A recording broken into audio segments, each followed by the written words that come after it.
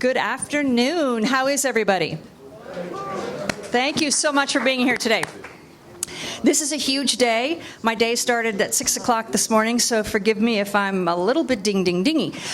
This is our annual scholarship winners showcase today, and there's lots of moving parts and lots of people to thank, and I'm probably going to miss people, and I apologize in advance. But I do want to thank Nan Hughes Poole, who has been an amazing, amazing donor for this initiative. I also want to thank my board colleagues that have also stepped up to be big supporters of this initiative. Cynthia, can you turn around and wave? There she is back there. Cynthia, Jackie Wetcher back here in the back, and Mike Katz. Jackie and Mike's generosity has helped to afford, shall I say, the addition of the vocalist category this year, which we hope will continue to grow. If you would like to make a donation to support the scholarship fund, you can do so. We are heading into appeal season, so watch your emails and your mailboxes, and be kind to us this year. This year might be a little rough, it just depends. But I can't thank you enough for being here and supporting this day emotionally. It's going to be a really fun show. I would like to thank the folks here at the Madison Community Arts Center, Caroline and Andre. To walk in, we had so many things to have to be accomplished today, and to walk in and have the preset be done and everything was fantastic. So thank you, yes, to them.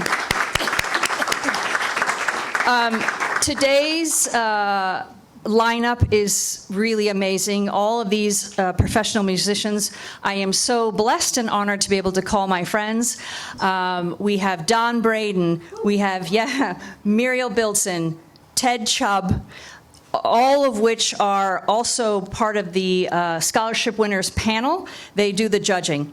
I want to thank Jason Olane and Chuck Granata, radio personality, Jason Olane, the Vice President of Programming at Lincoln Center. He is also one of our judges, and they have chosen to share their time with us today. Jason is a very busy man and a father of triplets, so need I say more. So it was really great to have them. The rest of my band, Alvester Gannett, one of the world's best drummers and the happiest in the business. I love him to death. Marianne McSweeney, another fierce, fabulous female on bass. And we have Kaylee O'Doherty, another fierce, fabulous female on piano. We have Michelle Lordy in the house, who is the vocal faculty at Princeton. We have a Princeton winner today. Who am I missing? Oh my gosh, if I've missed somebody, it'll become apparent to me. Anyway, I'm gonna stop talking, and we are going to, wait, I gotta check. Caroline, are we successful? We're good. Good? Okay. So, Sandy, when the kids come up, you'll do that part of the conversation? All right, so we're going to kick this off with, I don't even know what they're playing, some amazing number by our professional jazz cats.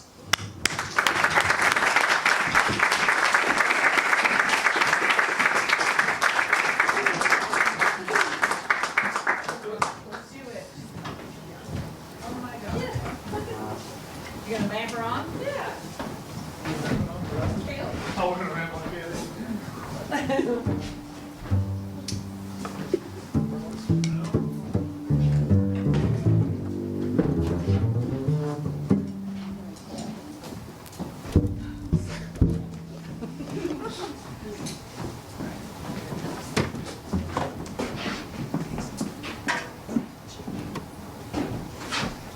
Put your hands together for Sydney Halpin for organizing all this.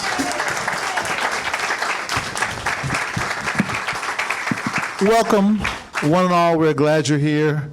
It's our pleasure to have worked with the young students, both in terms of the judging side of it, and then working with them this afternoon, rehearsing and chatting and conversing. And it's really, really a blessing to be able to share this music with folks that are really serious and want to just share the journey with us, with those of us who've been doing it for a long time. And we're gratified because it's awesome music.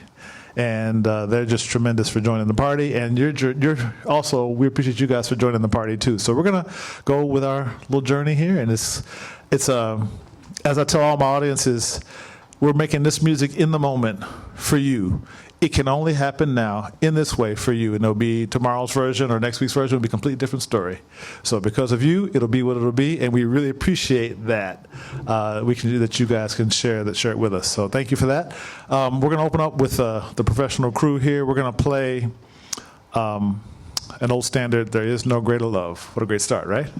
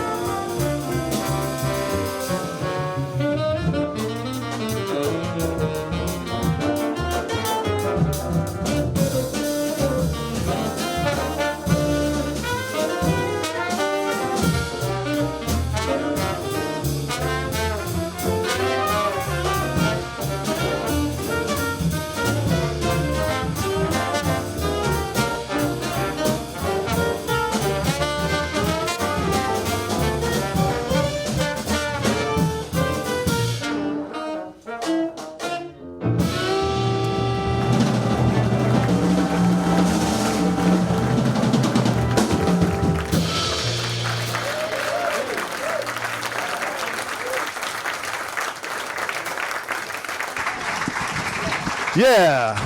There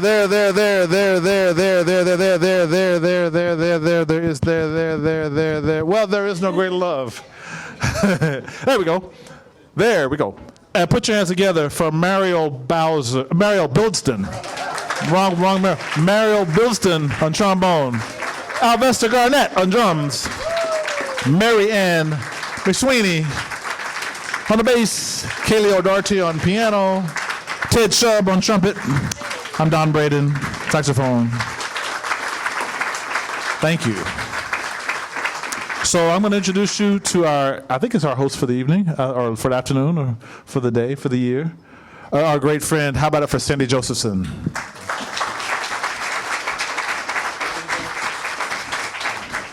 I'm just here to introduce the 6 scholarship winners, and I'll do it real quickly. But our instrumental performance winners, tenor saxophonist Joseph Foglia from Raleigh, North Carolina, and William Patterson University, and alto saxophonist Nate Toda, Clinton, New Jersey, and William Patterson University. For vocal performance, Kira Chiaffi, Rutherford, New Jersey, and William Patterson University, and Sophia Veragis, Delray Beach, Florida, and Princeton University. And for composition, multi-instrumentalist Matt Klein from Shanghai, China, and Princeton University, and alto saxophonist Aidan Woods from Warwick, New York, and William Patterson University. Put your hands together for our scholarship.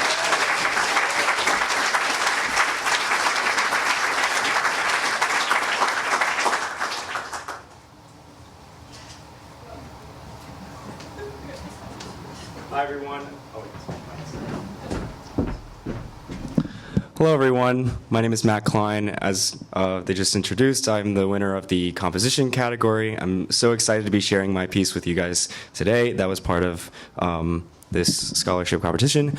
It is titled Diplomat's Dilemma. It's a piece for jazz big band, and it kind of came about just in the last year as I was writing more stuff that was in the big band tradition, especially having worked with the great Darcy James Argue in my freshman and sophomore year. And that was an amazing experience. And so this piece is starts as a waltz and then kind of moves into this very classic Thad Jones kind of shuffle, and then eventually kind of transitions back into the waltz. And it's a product of something that I've definitely wanted to explore more, and I hope you guys enjoy. Thank you very much.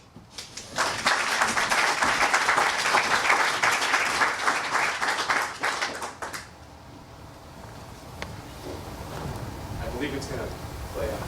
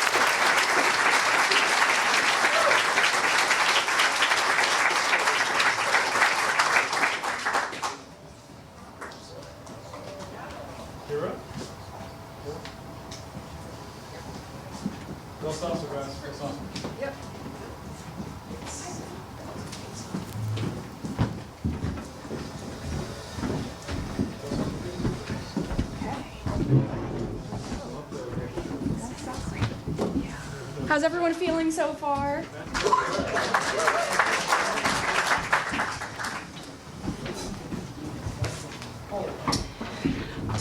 All right, it's so great to see you all. My name is Kira Chaffee. I am the first place recipient of the new vocal category of 2025 NJ Jazz Society. I'm so honored to be in the presence of such wonderful musicians that I'm currently learning so much from, and the presence of all of you today. Today I will be performing the great Sam Jones's Del Sasser with lyrics written by the great Carmen McRae, and this is featuring these wonderful horn players with my arrangement, so I really hope you enjoy.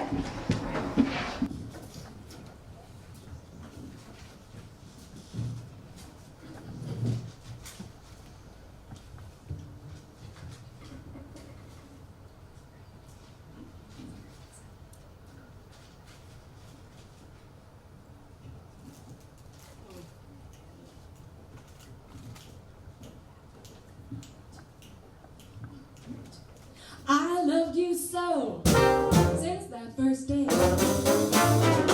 The angels let you even come my way. This is the lost lady I would be if you never fell in love with me. I'm not the girl that I was before,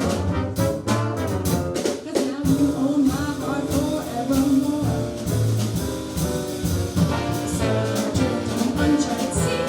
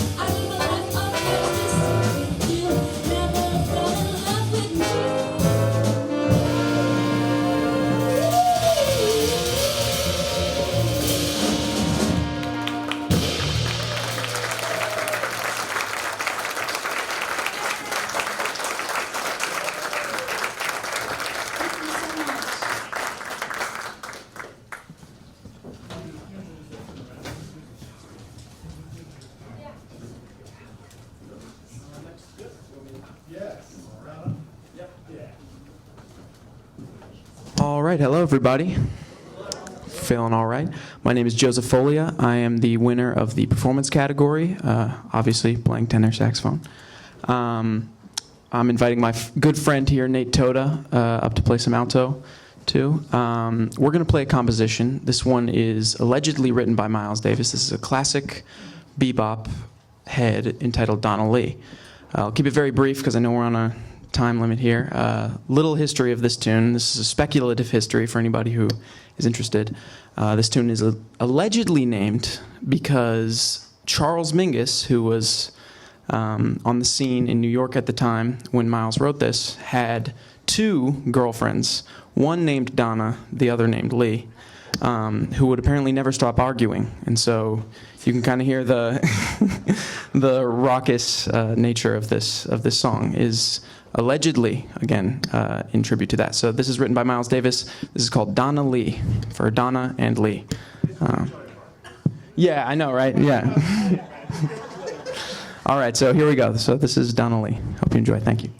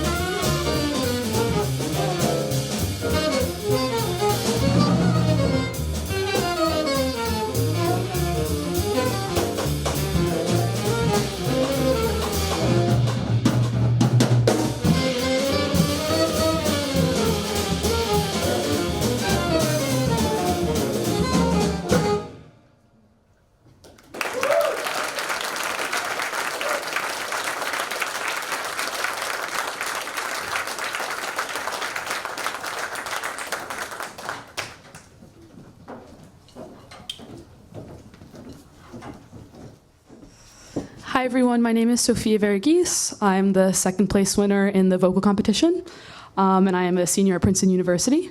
Today my first song for you will be Remind Me by Jerome Kern with lyrics by Dorothy Fields, and I hope you enjoy.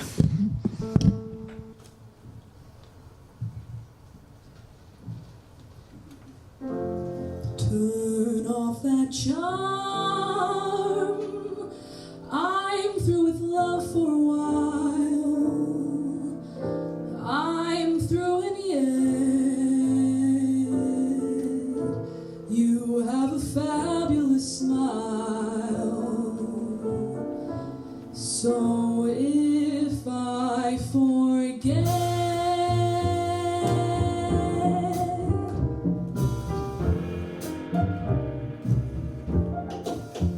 remind me not to find you so attractive. Remind me that the world is full of men. When I start to miss you, to touch your hand, to kiss you, remind me to count to 10.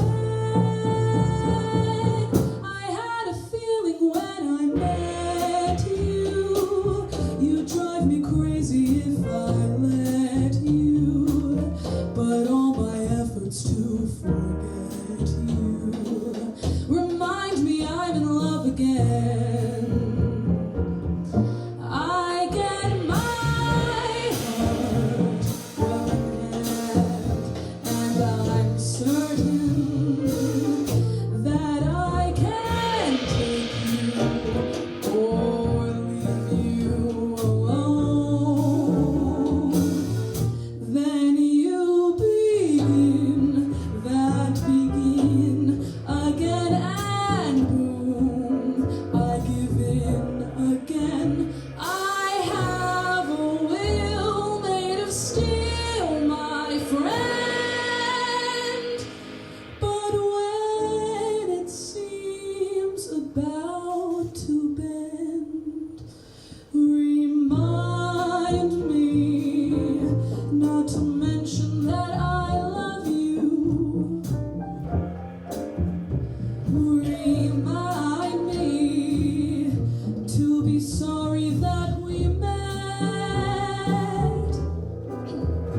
Although I adore you, remind me to ignore you. You're one thing I will regret. So when your charm begins to blind me, I'll simply tie my hands behind me.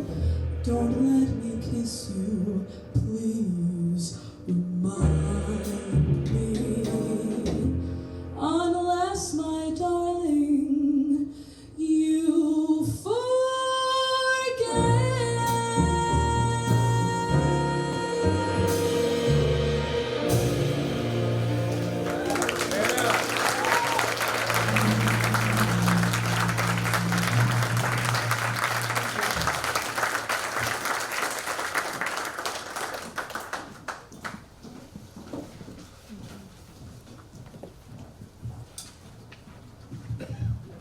Hey, how's it going? My name is Nate Toda. I won second place in the instrumental performance category. I'm currently a senior attending William Patterson University, and we're going to play a favorite tune of mine entitled Pennies from Heaven. Hope you enjoy.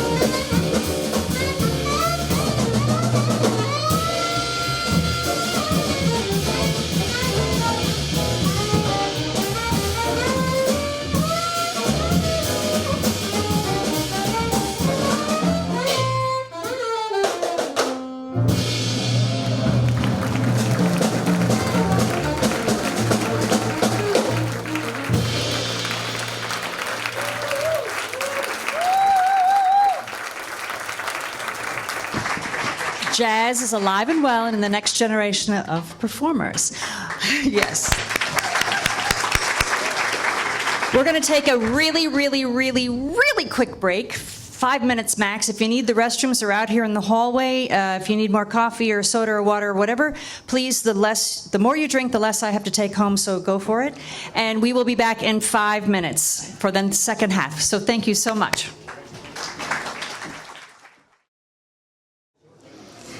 Okay, before we start with the next set of music, I have a couple of things to discuss. One, I want to thank my dear friend and colleague Dave Pandhurst and Elizabeth and Jay and Cynthia for all being here this morning and getting everything set up.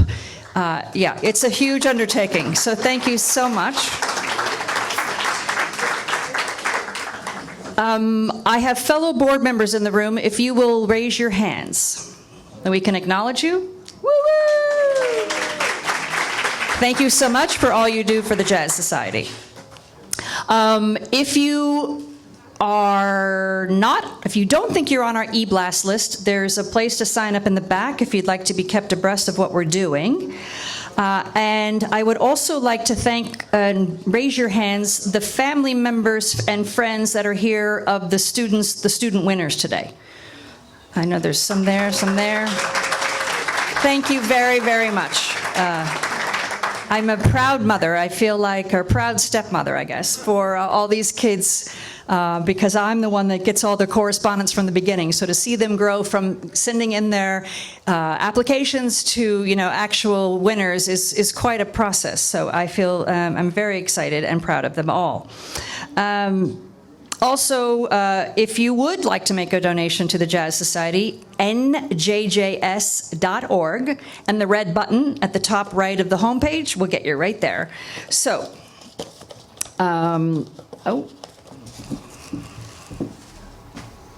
party foul. Okay. All right, who has the winning ticket? 438-4199. 4199. Nobody. 4199. Woo! Winner, winner, chicken dinner. All right, we're going to get started with our industry vets again. Thank you so much. All right. Once you have it down to Cindy, one more time.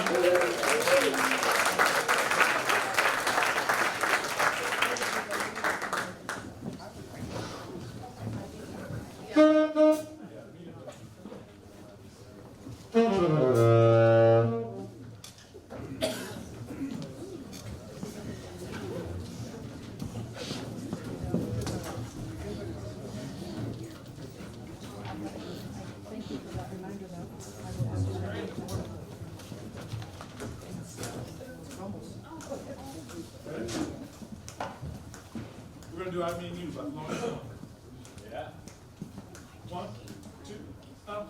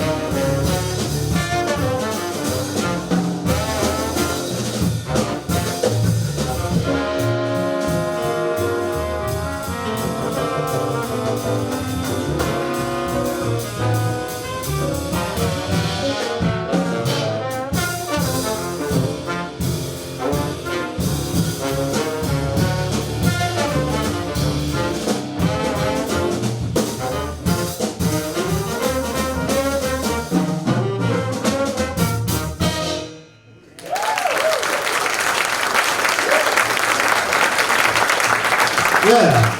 One more time for Mario Bilston on trombone, Ted Chubb on trumpet, Al Vester Garnett on drums, Kaylee O'Doherty on the piano, Mary Ann McSweeney on the bass on Brown Building. Okay, so I think what's next? I'm introducing you again? No, you've done your job. You've done your job. You're a bad cat though, so. You know how I got it right here. I got notes. Just saying. Oh yeah, this is a cool song. We're gonna invite up Aiden Woods and I think Joe, Aiden and Joe gonna play this tune. This is Aiden's tune. He will probably tell you something about it. It's a very lovely tune. He's a competition winner, so I think he'll tell you that too. I'm giving everything away. So, but yet there's more. Put your hands together for Aiden.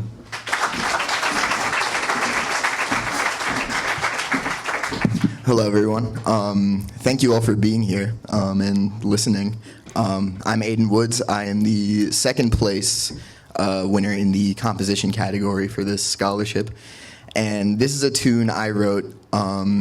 It's called Ill, and I guess it's about finding joy in the struggle. Because at the time I wrote it, it was a difficult time, and I assume for everybody, we live in chaotic times, but it's still, no matter what's going on, there's always a way to find some joy. So I guess just think about that when you listen to this. But thank you again.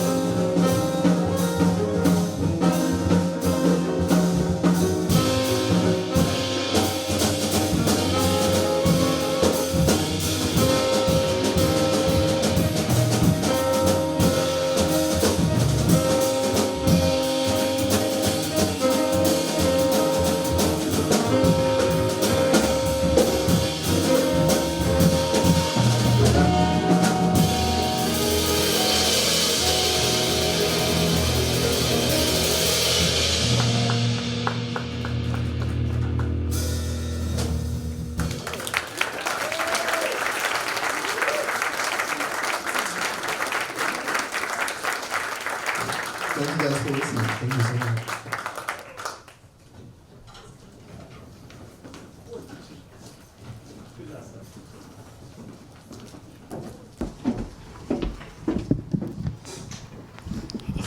Hi again, everyone. For my second song, I will be doing St. Louis Blues. So please enjoy.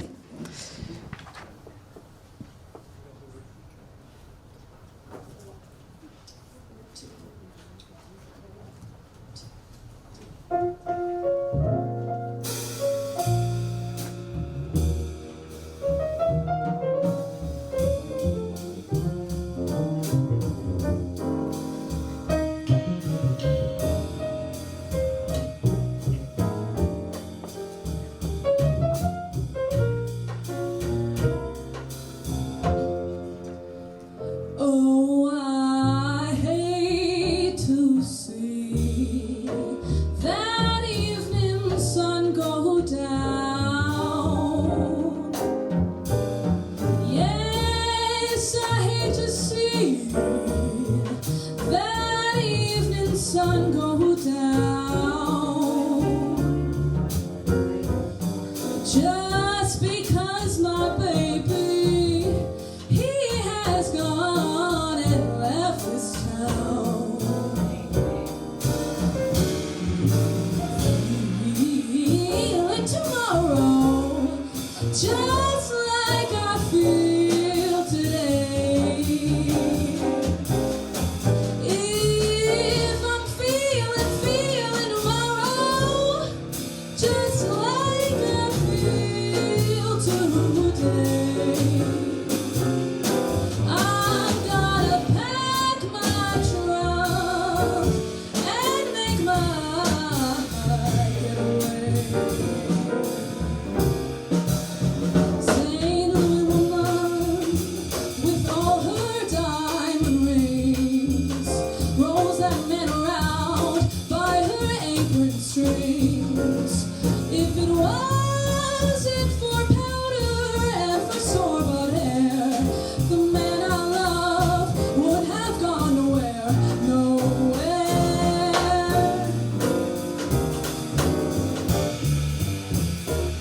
Got the St. Louis blues, blue as I could be. Got the St. Louis blues, blue as I could be. My man got a heart like a rock cast in a deep blue sea. He may be a man, but he comes up to see me sometimes. Yes, he may be a man, but he comes up to see me sometimes. This six flights up, and that man sure likes to climb. Wouldn't give a pint spare an acorn, wouldn't give a crippled crab a crutch. Wouldn't give a pint spare an acorn, wouldn't give a crippled crab a crutch. Ain't gonna give you nothing, 'cause you think you're such a much. Got the St. Louis, got the St. Louis, got the blues, got the blues, got the blues.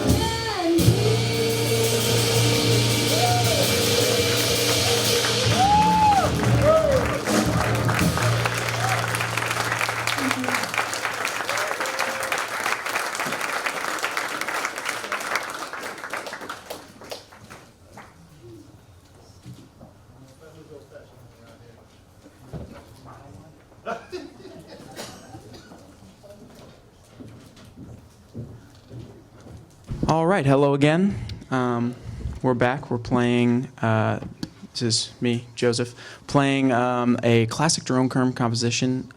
This was written in 1942 for a film called You Have Never Been Lovelier. The song is entitled I'm Old Fashioned, and it is a romantic song about sticking to who you are despite the times. So I think we could all use a little bit of that right now. So this is I'm Old Fashioned. Hope you enjoy.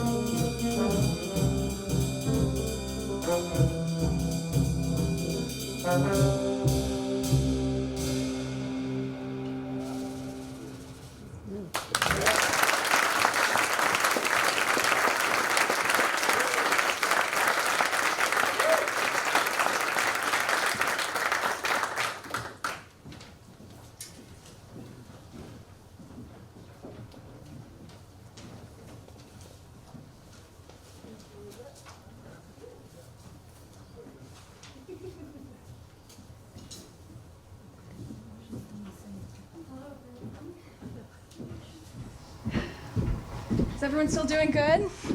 Okay. Joe's a tough act to follow. I go to school with him, and his recital was amazing, and he's a great player, as is everyone. So, to round out this set list, although there is something still remaining, so stay tuned, I am going to perform Tea for Two by Vincent Youmans, and I hope you enjoy.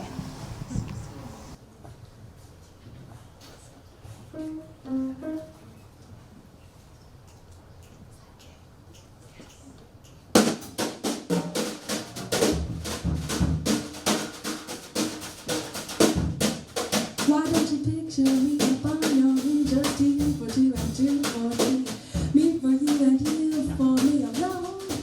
Where there is no one left to see us or hear us, no contemplations or weekend vacations, we don't ever know dear that we only tell the funny.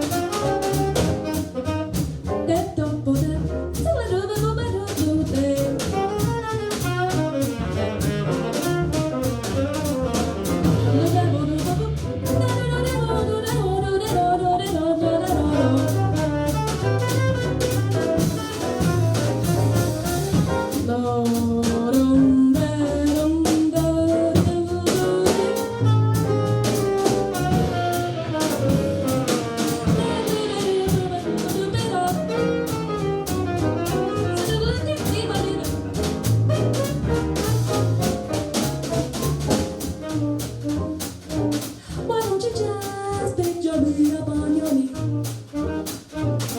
You and me alone here.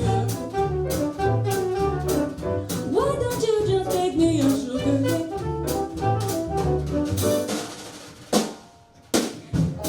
They were breaking out awake, but you know my dear, I'll still make that sugar cake. We will raise a family.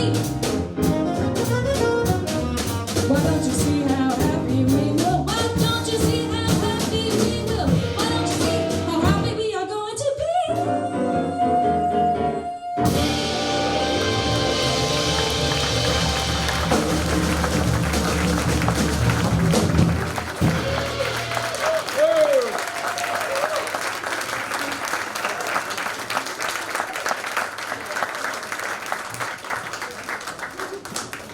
I'm gonna have Kira one more time.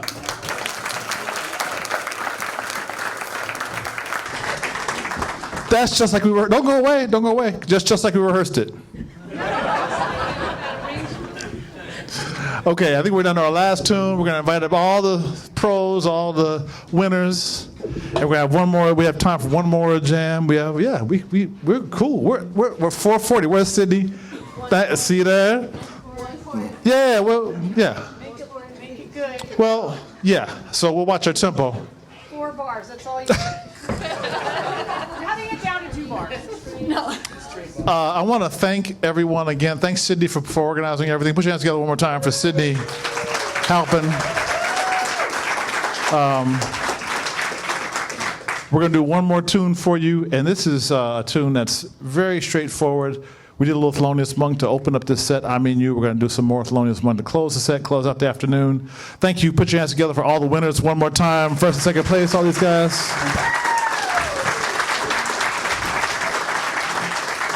So the time-honored tradition, I just say about what just happened, spontaneous things that happen, trading like we did, all that stuff, that's all part of time-honored tradition of jazz.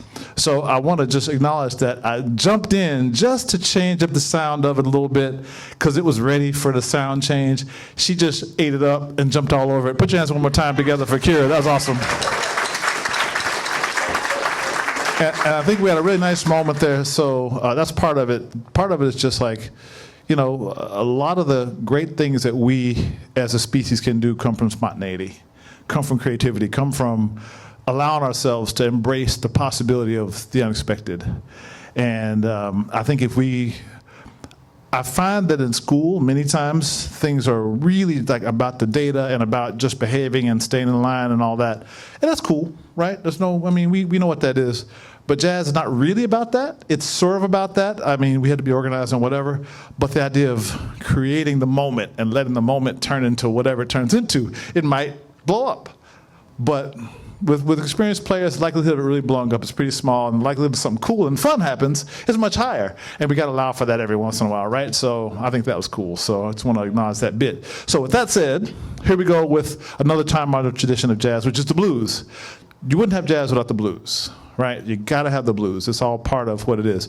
The blues is one of the most human things we have. It's just about that bit of pain, right? Or that huge amount of pain, whatever it is. And then the music expresses and releases and shares that. Therefore, we all feel a little better, right? So we're going to get a little piece of that with this bit, and that's also what a classic jam session thing. So we'll close out with that, a nice medium short version of Straight No Chaser by Thelonious Monk. So here come the horns, here come the vocalists. We should have 2 mics. Is it possible to get another one real fast, like double quick? I think it's share. It's also possible. If you could plug in like in a minute, I should tell some jokes? No. Yeah, do it. Oh, he's too fast. Oh well. A horse walks into a bar and the bartender says, "Why the long face?"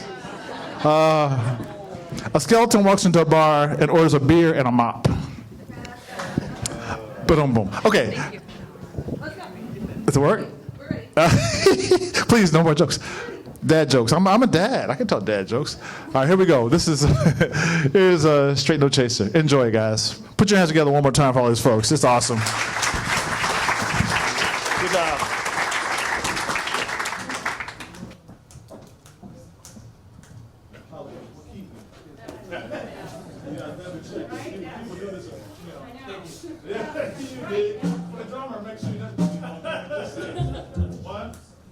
One, two,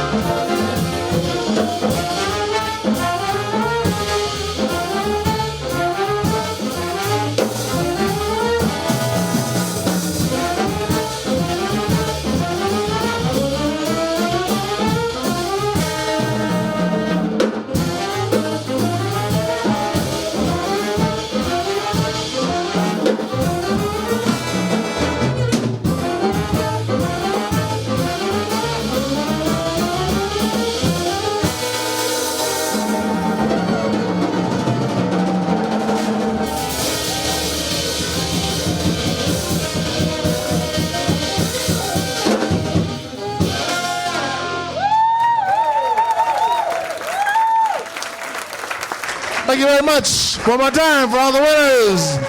One more time for all the pros. One more time for Sydney and the New Jersey Jazz Society. One more time from my brother from another mother. You are my rock star, mister. Thank you so much. So I'm going to go down the list. Thank you, Don, Mariel, Ted, Kaylee, Marianne, and Alvester. Thank you so much. Thank you, Michelle. Thank you, Rudrish, both from Princeton. Thank you, Jason, who had to leave to go to his job at Dizzy's at Lincoln Center. Lynn and Noel, thank you so much for all you do for the New Jersey Jazz Society. Cynthia, Mike, and Jackie for your support of the competition. Yes, please clap for all those people. To our videographer, Kate Archer, she's been so great. She's a student at Morristown Community College, right? Did I get that right? Yes, so thank you so much, Kate. Caroline and Andre, thank you so much. To you students, Matt and Aiden, Joe and Nate. Oh, I'm going to start crying. Sorry. I told you I was a proud stepmother. Joe and Nate and Kira and Sophia. Sophia, come out here. Are you still back there? Come out here and join your colleagues. Yes. You cats killed it today, so thank you so, so, so much. And thank you to all of you for being here today to support these fine young musicians. This is the next generation of jazz, and we'll see where they take us. It's a long day for them today, and it's the old, not old because you're not really old, but it's the veterans and the newbies, and it's what jazz is all about. It's the older folks bringing up the younger folks. So thank you so much for supporting that. Also, hope to see you back on December 7th when we have Frank Vignola and Vinny Raniolo. If you don't know these two cats, they are amazing. It's a guitar duo. It is going to be a barn burner, so please come back for that. Anything else? Don, again, thank you so much for all you've done for the Jazz Society. And, yep. Can I do a quick shameless self-promotion since we're right here in Jersey, across the street from where my next gig is in Jersey, which is at Shanghai Jazz. I mean, literally, November 14th. Oh, November 14th. Shanghai Less than Jazz. 2 weeks, Friday. All right. Okay, so I'll be there if you want to come and check us out. We'll be swinging. November 14th. Is it your big Tommy Campbell, and no, it's the swing. yeah. It's straight ahead. Swing straight ahead. Okay, great. All right, thank you again so much. Everybody get home safely. And, it's November, right? I wish you all a blessed Thanksgiving, however you celebrate, wherever you celebrate, be safe, and I hope there's great music. All right.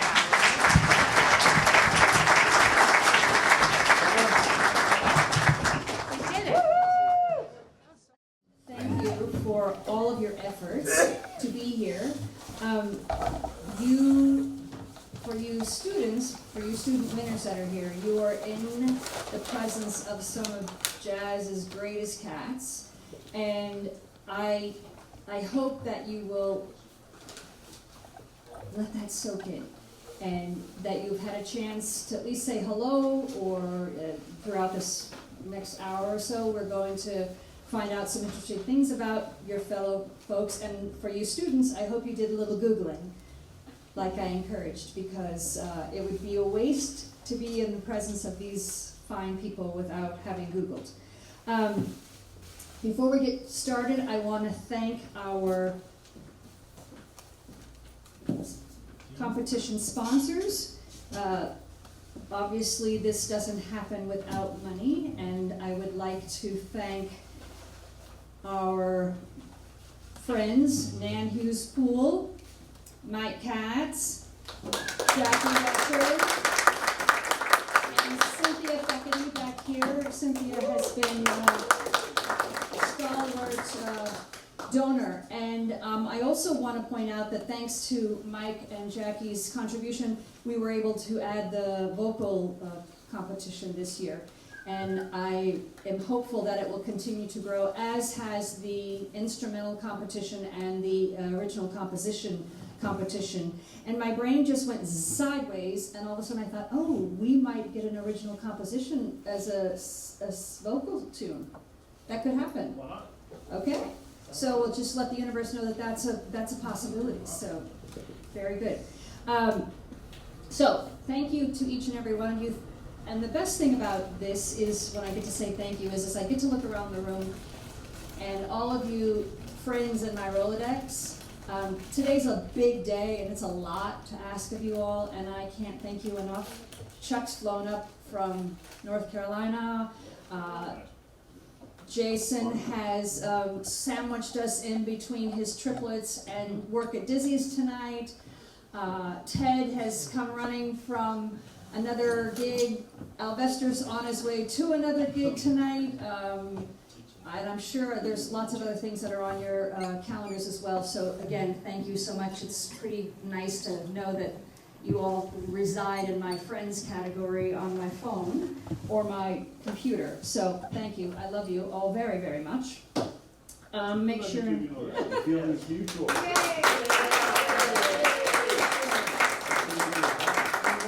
I am going to sit down in just a minute. I just want to read a quick blurb that Nan sent for you. It's really addressed to you winners. So by way of acknowledging, Nan is a world-renowned opera singer.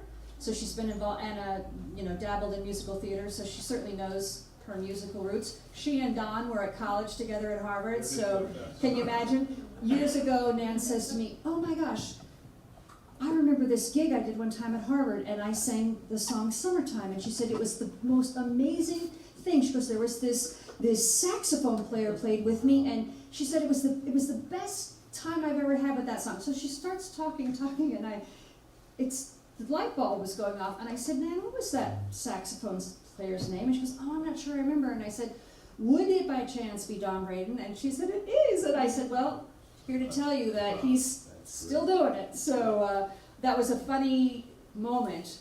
Nan and I have known each other since we were 16 and 17. I was 16, she was 17.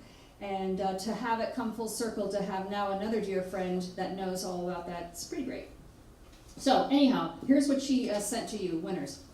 "Some of my earliest memories involve music, whether singing, dancing, or listening to musicians. And most of my happiest memories have music as an integral part. Thank you to all the young musicians who are carrying on the wonderful traditions of jazz music, communicating joy and so many other emotions through your beautiful playing, singing, and composing. Your art matters." So that's the message there.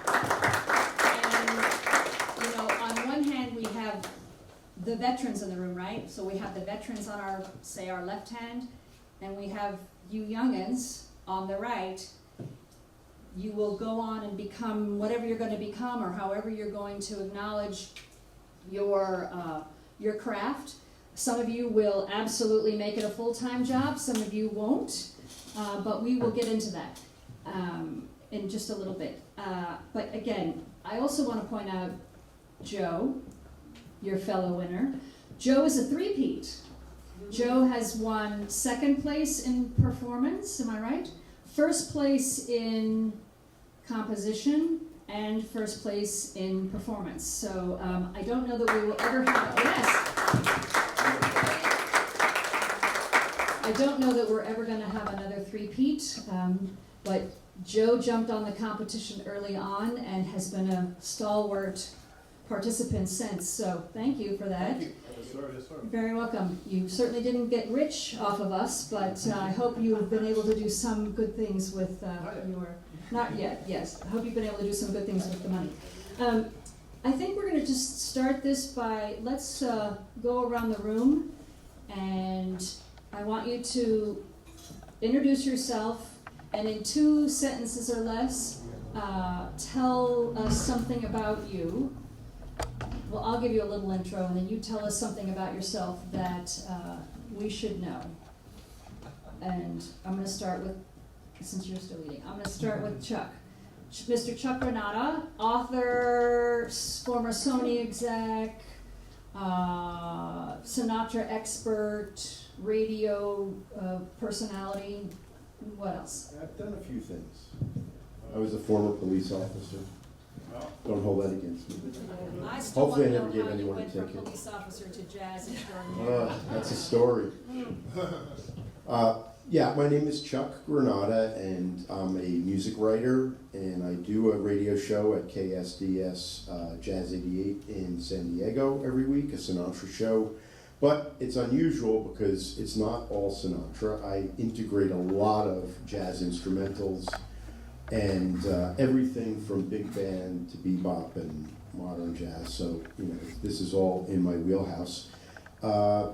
I've written books on Frank Sinatra, and I've written a book with Johnny Mandel, which is yet to be published, but is going to come at some point, I hope.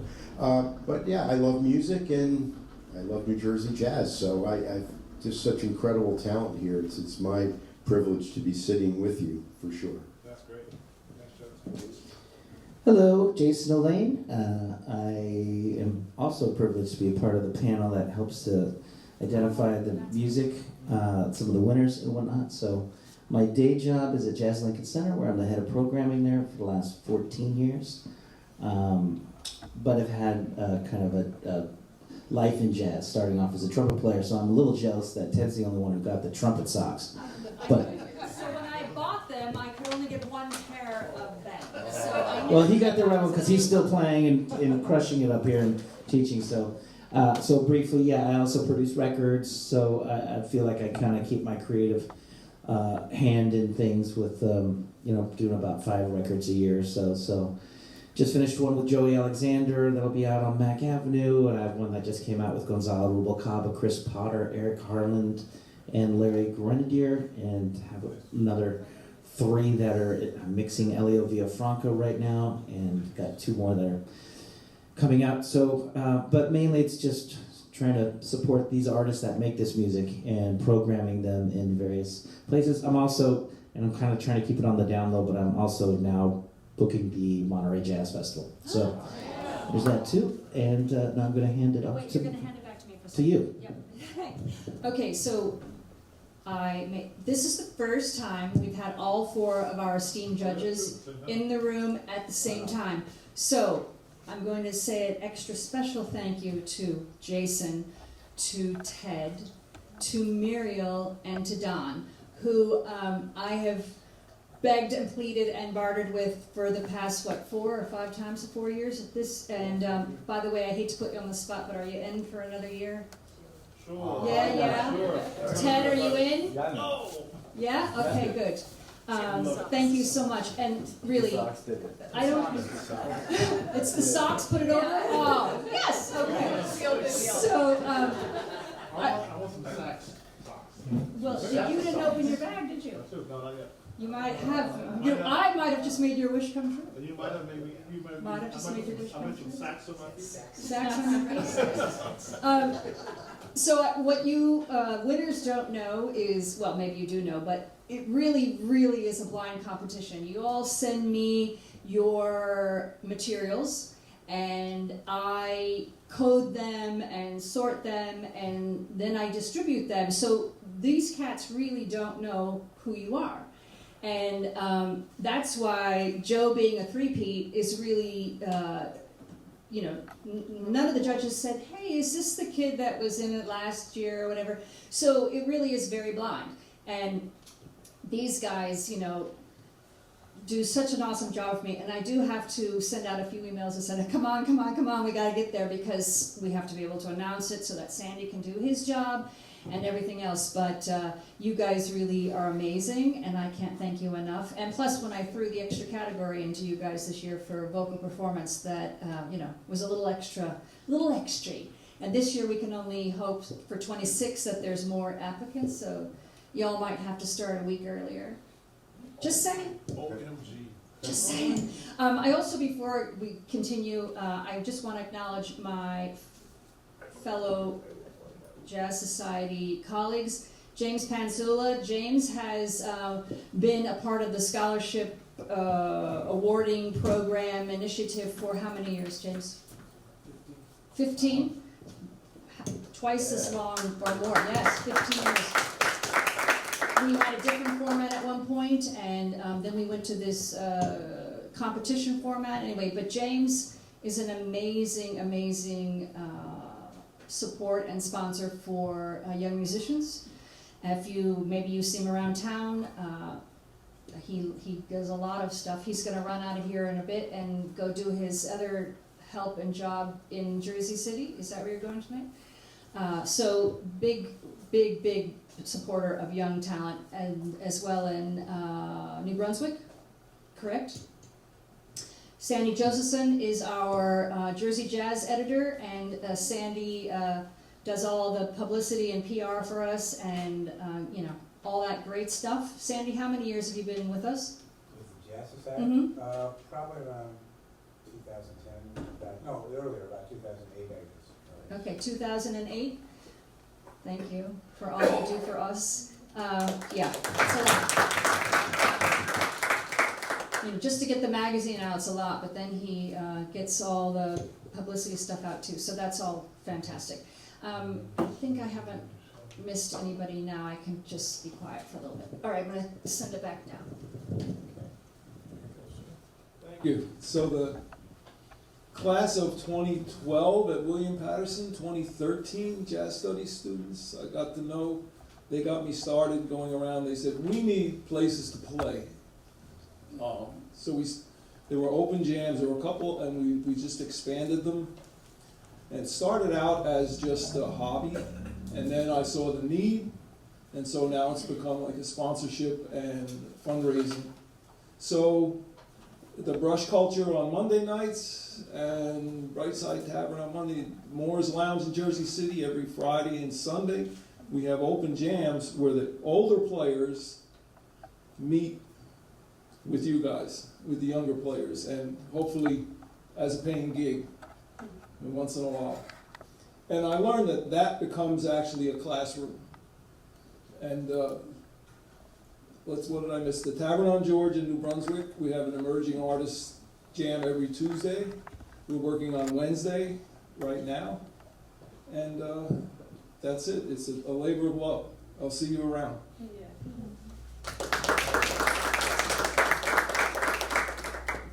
Hi everyone, my name is Sophia Verghese. I won second place in the vocal performance category. I'm a senior at Princeton University. At Princeton, I'm in the astrophysics department, and I have a music performance minor in jazz voice.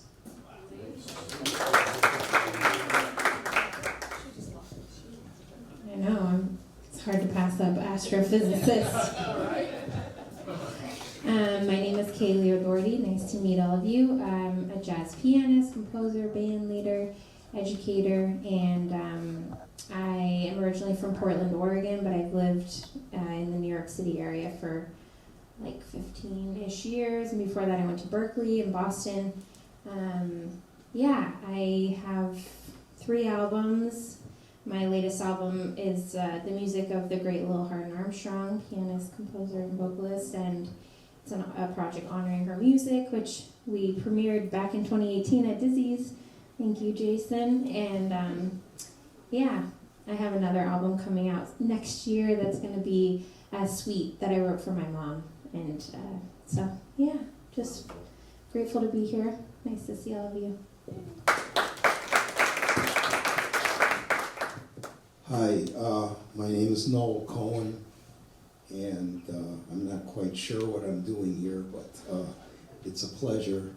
And I have done some writing on jazz. I co-authored a book on Gigi Grice, and more recently, in February, I helped produce a tribute to Grice, whose centennial is actually this month. November 28th is Gigi Grice's 100th birthday. And I'm going to help produce one on Randy Weston next year.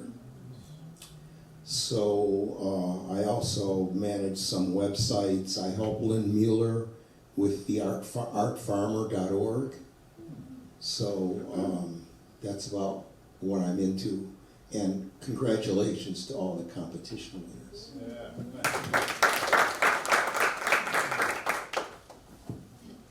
Hi everyone, my name is Kira Chaffee. I'm the first place winner of the 2025 vocal category, and I go to William Patterson. I'm a senior, and is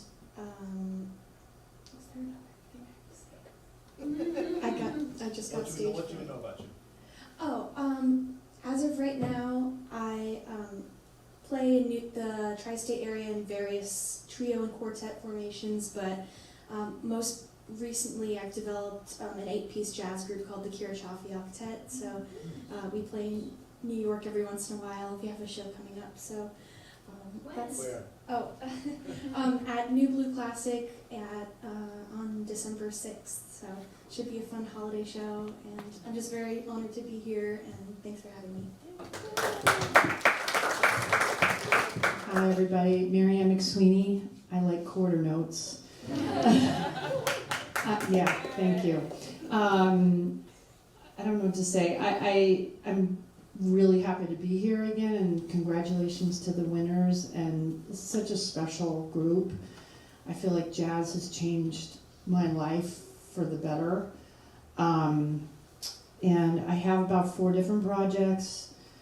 The latest one is called Taurus Power. It's online, and I co-led that with Cheryl Bailey, the guitarist, who's the guitar professor, actually co-chair at Berklee School of Music.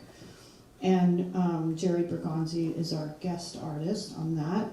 So we have 6 tunes out for that. I also wrote a album dedicated to my great-grandparents.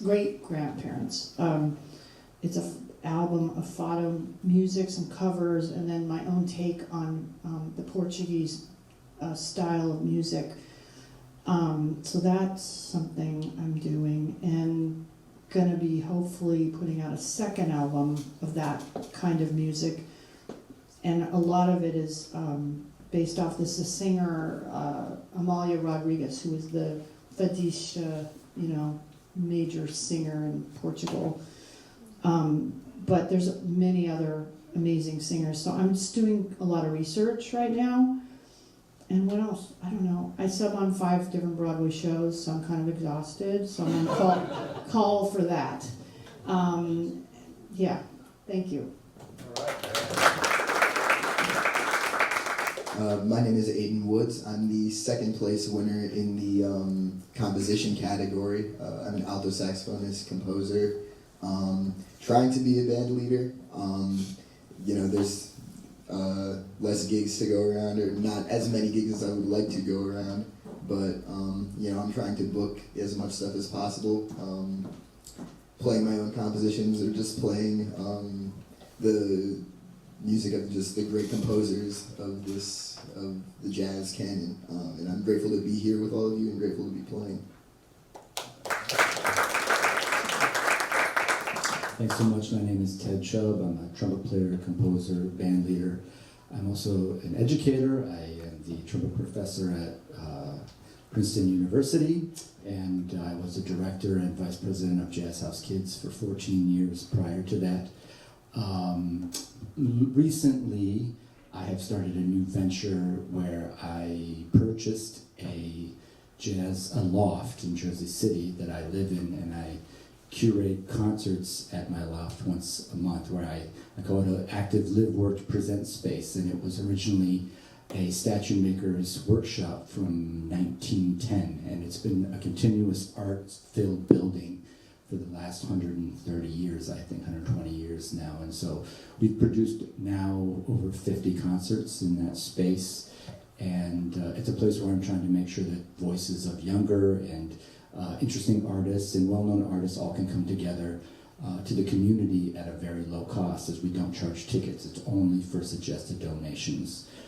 Sometimes we do the concerts outside. We open our gates to the public where anyone can come, and you can just come down, maybe you check out a tune, maybe you check out 2 tunes, and then you walk on and you have walked down the street and maybe you heard somebody like Billy Hart or David Kokoski and had your mind blown, and maybe you think about the world a little bit differently after that. But although I've done a lot of work in education, I think we've been really great at creating musicians, and I think we need to be better at building audiences. And so this next part of my career, I'm really not, although I'm trying to actively play and perform as much as I can, I'm trying to create more opportunities for the music to be heard and to build community through the music, and that's really my passion point at this point in my life. So it's great to meet all of you who I might not have met before, although I see lots and lots of friendly faces.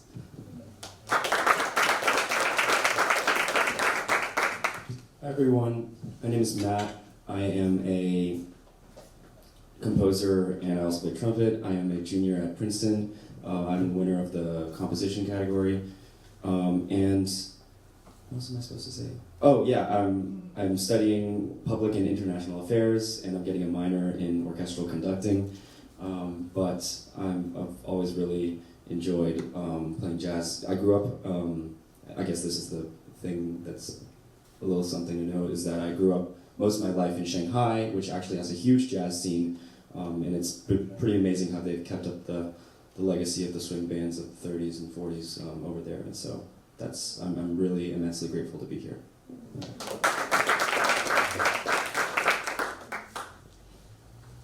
Hi, my name is Michelle Lordy. I'm a vocalist, bandleader, songwriter, and educator at Princeton University, so I'm here to support Sophia.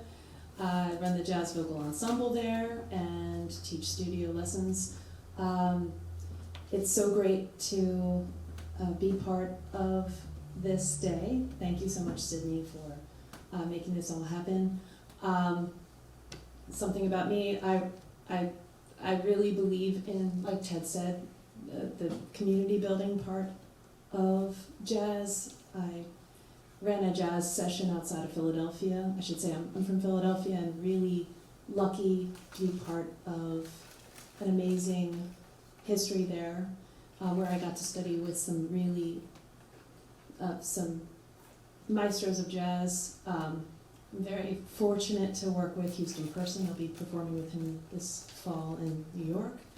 And other musicians I've gotten to work with, like Oren Evans, Eric Rivas, and Anishi Waits for my last album. And really, I can trace everything back to not anything, the biggest thing I can trace back to being in this life in jazz is creating a space for jazz by being a band leader and also a session leader and connecting with elders. So you guys are all on the right track.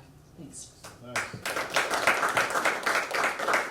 Hi, I'm Sandy Josephson. As you know, I'm editor of Jersey Jazz Magazine. I've also written a couple of jazz books, one of which is a biography of Jerry Mulligan. Joe already has it, but the other 5 winners, I have copies for each one of you. Huh? Oh, yeah. I can tell you how to do that. Also, I'm not a musician, but when I was in my 20s, I had the opportunity to live in Japan. I was doing public information for the American Red Cross, and I was living on an army base as a civilian. And 3 months after I got there, the Oscar Peterson Trio with Ray Brown and Ed Thigpen came to the Officers Club. And that was the beginning of my love affair with jazz. I just wanted to mention a couple other quick stories that I thought would be of interest, because James was talking about jam sessions. And I had the privilege, actually, several times getting to interview Dr. Billy Taylor. And he told me the story of when he came to New York and was hoping to start a career as a jazz pianist. And he went to, I forget the club, it was one of the 52nd Street clubs for a jam session. And about 1 o'clock in the morning, I think he finally got to play. And he looked up, and there was Ben Webster. And when he was done, Ben Webster hired him. So, I mean, it's amazing.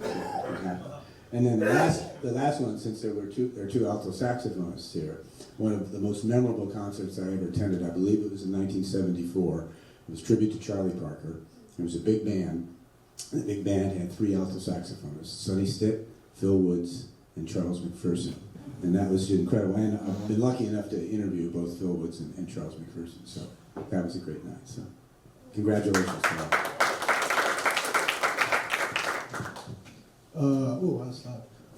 I'm Nate Toda. I won 2nd place in the instrumental performance category. I am a senior at William Patterson. Both of them over here. I'm so happy to be here with all of you and so grateful for this opportunity. And just love to make music and just playing around New Jersey and New York and Philly, wherever I can, just trying to make music. And yeah, I don't know. I wish I thought of something more profound to say, but I'm. Oh. Anyway, thank you so much. I'm going to pass this now. Hi, I'm Sylvester Garnett. That's loud. Sounds good. Could be a DJ. I think I do, actually, in the quiet storm. I might start singing here in a minute. Well, actually, I should share that I was in chorus all the way through middle school, elementary school, all the way through college. Even when I majored in percussion, I was always in chorus, and I try to approach the instrument from a singing perspective. I love working with singers. When I first moved to New York, it was because I got a call from Betty Carter one morning and Abby Lincoln the same day, that afternoon. And I came to New York in '93 with a bag of clothes and a drum set, and I never left. And I moved in with Cyrus Chestnut in the same building, and I worked in his trio for a while. Tried to work with Abby and Betty both at the same time, which was a big no-no. That's where I first met you. Yeah, Yoshi's, and when it was back at the old spot in Oakland. That's right. Yeah. He came through twice, first with Betty, then he shows up again with Abby. Like, A month later. Yeah. How do you get this kid? He's that good. Yeah, that was quite treacherous, you know. I remember Greg Hutchison telling me, "Do not tell Betty that you're doing that gig." And I was like, man, I just started looking at the schedule, and I saw that's gonna be Yoshi's, Jazz Alley in Seattle, like a month apart. I said, man, I gotta tell her. And so I told Betty, I'm working with Abby, you know. And actually I told Aura, her manager. She said, oh, that's okay. And I remember going to that very first rehearsal after telling her that, and she opened the door up and she said to me, you need to make up your mind. What do you mean, Betty? You need to make up your mind. Where do you want to be? And I said, I want to be with you. Well, then you need to make up your mind, which means you got to quit the other gig. You know? But so my honeymoon was destroyed with her, you know? And so, which was great because she just reamed me right away. She just made it really tough, it was a character building process, and that's one of the things I think. I'm generally a kind educator. I've had really strong, tough educators, and most of them were women. Even my wife, I work in my wife's band, Regina Carter. She's the boss 2 times over. One of the things I've learned with working with these strong women was the professionalism and preparation and presentation and the struggle that you encounter sometimes on the music scene. You know, some of the stories I hear behind the scenes, it's just like fascinating what women have to go through sometimes, you know, and the comments that are made, the lack of confidence, showing up on a gig, and the promoter starts deferring to me rather than speaking to her, you know. So I don't know why I got to this point, but basically, I think that, you know, there's a lot of strength in this music, and just be kind to one another, and be sharing, and be kind and loving. There's so much, like I just talked with Nate here and how much he loves Lester Young, brought back memories of when I was like your age. The first thing I transcribed as a drummer was a Lester Young, the rhythm of a Lester Young solo.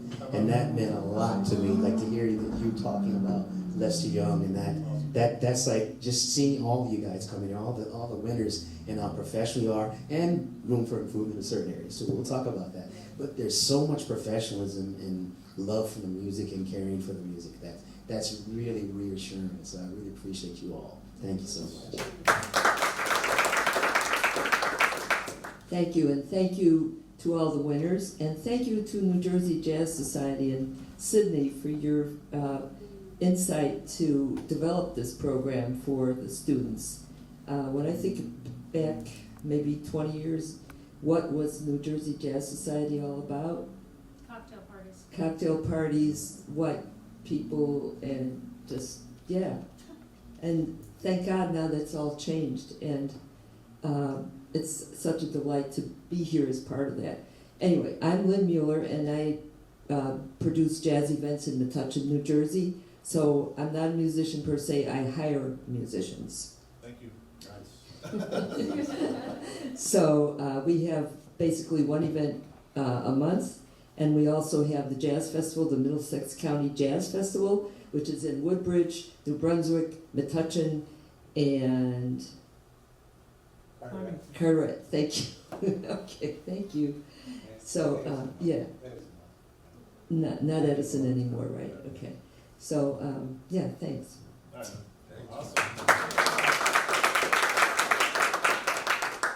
Hi, my name is Mariel Bilston. I'm a trombone player and a band leader, and I teach also.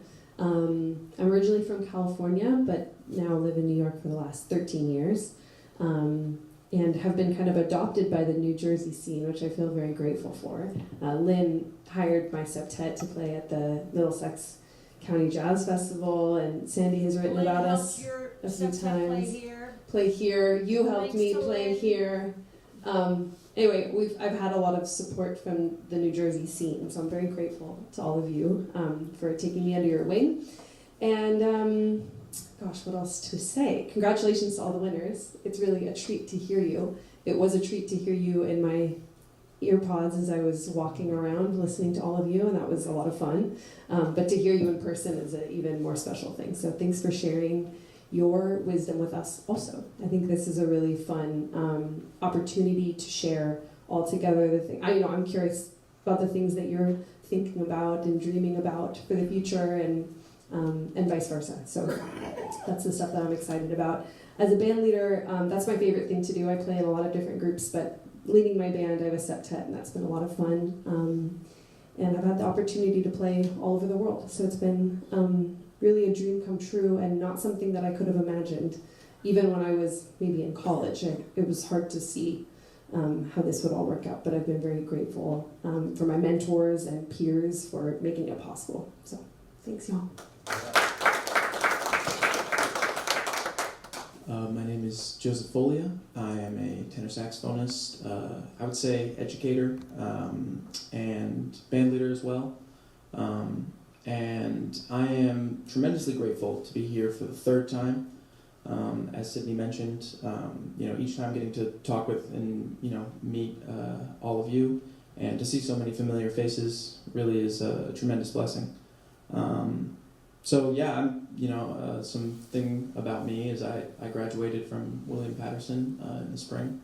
So I've just been working, teaching, composing a lot of music, and I'm working on a project right now. I just got into the studio and just finished mixing an album of mine that I had the pleasure of doing with my teacher, Dana Stevens, who's a saxophonist and bass player, yeah. So working on finding a way to release that, and yeah. So that's what I've been up to.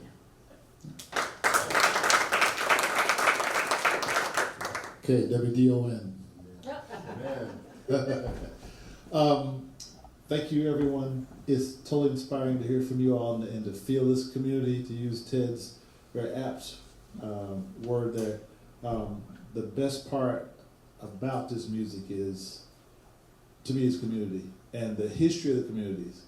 I mean, the music was formed out of communities. That's where it came from. There was, long before there were educations, and a bunch of us teach, before any of that stuff, the music grew through community. That's how it grew. That was really, I tell all my jazz students, we're all teachers, because you said yourself you're a budding educator, you hinted at that, so without detail, I'll talk to you about that. I'd love to hear more about that, and we'll maybe in our discussion will come out. But we all, jazz is, teaching is inherent to the music.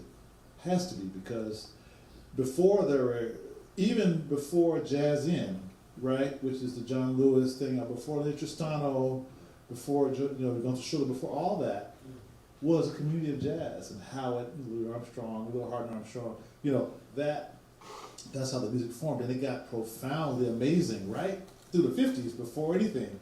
Then some cats, Dizzy came in the 40s, a few cats, right? But the music was amazing, and just the community was the key. So to see this version of our version of manifesting community in this moment is just awesome. And then I'm laughing at all the overlaps of everybody, because our Vesta and I were with both with Betty Carter. And I just no, he was after me, but it was because I was with Betty in there. So a little bit about me. So I grew up in Kentucky, Louisville, Kentucky, and was a fierce practicing guy And what I did in Kentucky was really interesting.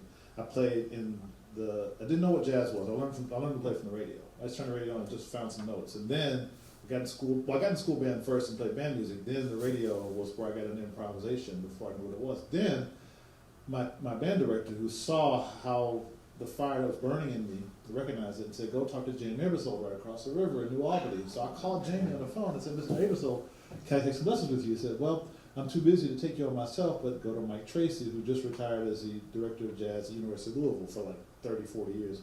So Mike was my first main teacher, and he brought me to Jamie Abersole summer jazz camp, and he made me work on my scales and made me learn tunes. I learned about straight ahead jazz, but then I joined, and all, I won't tell you the whole madness, it's way too, it's a lifetime of madness, right? But I did join the school band. I had a little jazz band with some guys from a subset of guys from our kind of little big band in high school, and I joined a rock band called Nut House.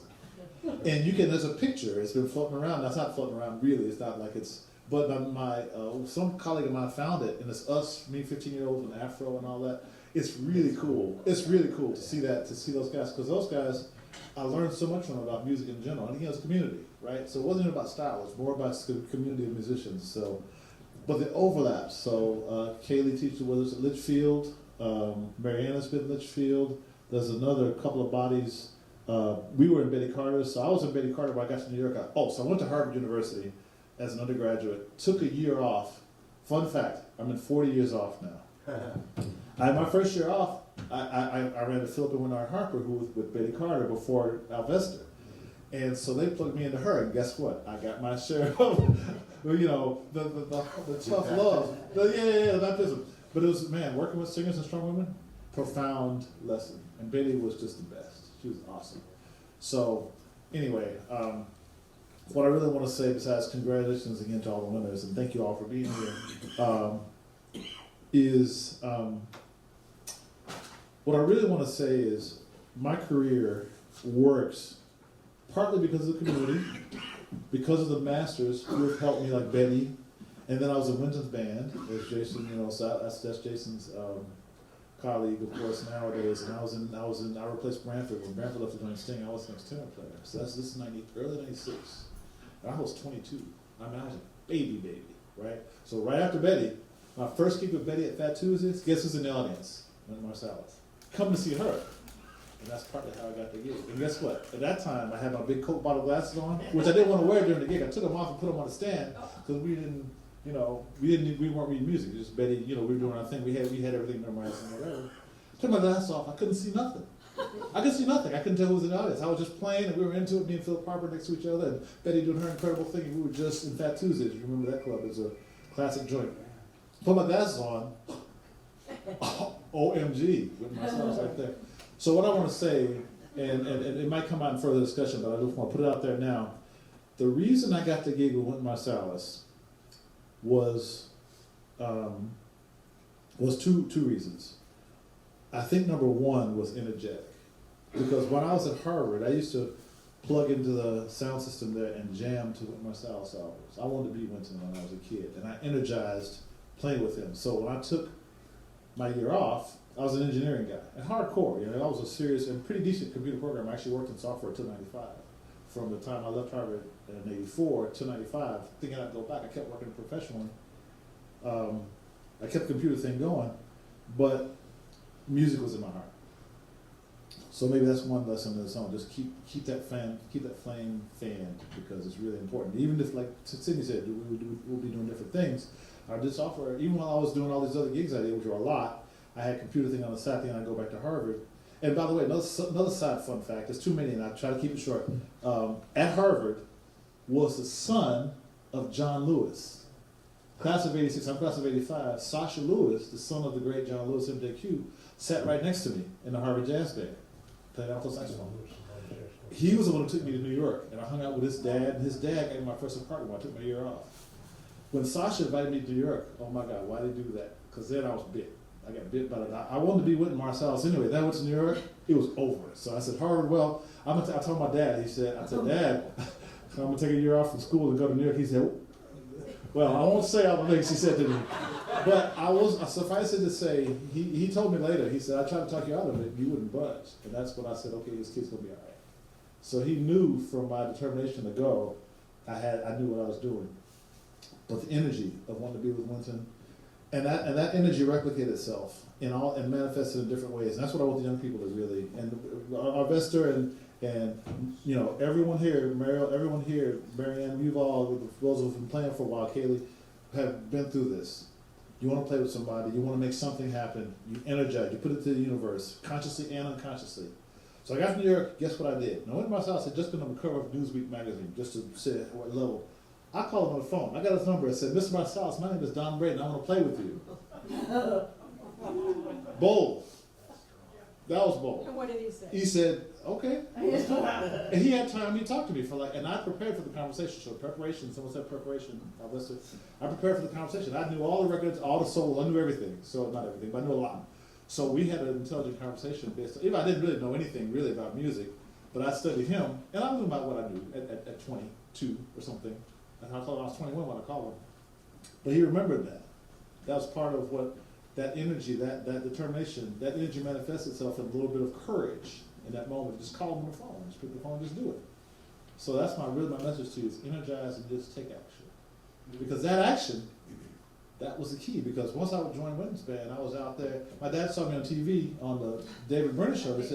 He said, okay, I guess he will be all right. He was worried. He told me, I was worried. Because my dad's Kentucky, you know, he's a blue-collar guy, and he wanted his kid to go to college and get his degree and all that stuff. I'm a parent. I know exactly what that is. But, so that's what I really want to say to you. I want to get that out there. It's just manifest. And ever since that has happened, Kenny Barron, you know, I went to him and said, Mr. Barron, here's my album, my first album. I said, please listen. I went to him every night. He's the Vanguard for a month. I went there at least 3-4 times to see him, at least. And finally, the third, fourth time in, I said, Mr. Barron, you know, here's my album. He called me. I worked for about a year with him. But most recently just happened. I've been wanting to work my whole life with Herbie Hancock. And I shed on this, shed on actual proof, shed all these tunes. I get the call from the Hancock Institute. And I did a tour with him 3 years ago. We toured Jordan. Got to really, he'd come to Harvard. There's been some times I got to interface with him. But I finally got the call. It's energy, sheer energy, preparation. I shared his music, so we played together. One of my dreams was to play Actual Proof, which is a pretty medium challenging tune to play with Herbie, which I did, and I was ready, and it made an impression. So that's really what I want to say is like energize, prepare, take action. And that has made my career go. And I won't tell you there's a lot in my career. I did a lot of things, you know, lot. I do what's at teaching Harvard now, which is awesome. I run a jazz combo program. I run a Litchfield Jazz Camp, which is an awesome jazz camp, and I'm very proud of it. And Kaylee's been there. It's and some of you others have been there. It's a really fun, positive community. Go back to full circle. Yeah, the Litchfield Jazz Camp is awesome, and I'm very blessed to be a musician. It's the best job in the world. I think I'm almost the most experienced of everyone here. Almost, I guess, by age. So I just want to tell you that it's awesome all the way. It's hard and crazy and stuff. But it is absolutely stunning way to make a living and to live and to do, to be a human. It's a stunning way to do it. All right? Yeah. All right. I'm so glad I only said to say 2 sentences or less about yourself. That was two very long sentences. Semicolon. They teach that you should have Harvard. Use semicolons the right way. Okay, so because we ran a little long and whatever, our question and answer time is a little short. So I'm just going to have you guys just answer. I'm going to ask a question to each of the professionals, and then if you winners have some questions, I think you should have a chance to say that. But I'm going to start with you, Mr. Jason. What is as a manager of a very, not manager, but as a booking agent for a very prestigious institution, what is the difference between getting the gig and not getting the gig? Well, I think it depends on where you are in your career, I think, for one. But I think Don was just saying about manifesting, I think, and being persistent and getting your foot in the door and not kind of giving up. I think a lot of times artists who are coming out and trying to get a gig reach out to a booking, whoever is doing the booking at a club or a festival, and it's like, "Hi, I'm introducing myself. Can you give me a gig?" And 99 times out of 100, you may not even get a response.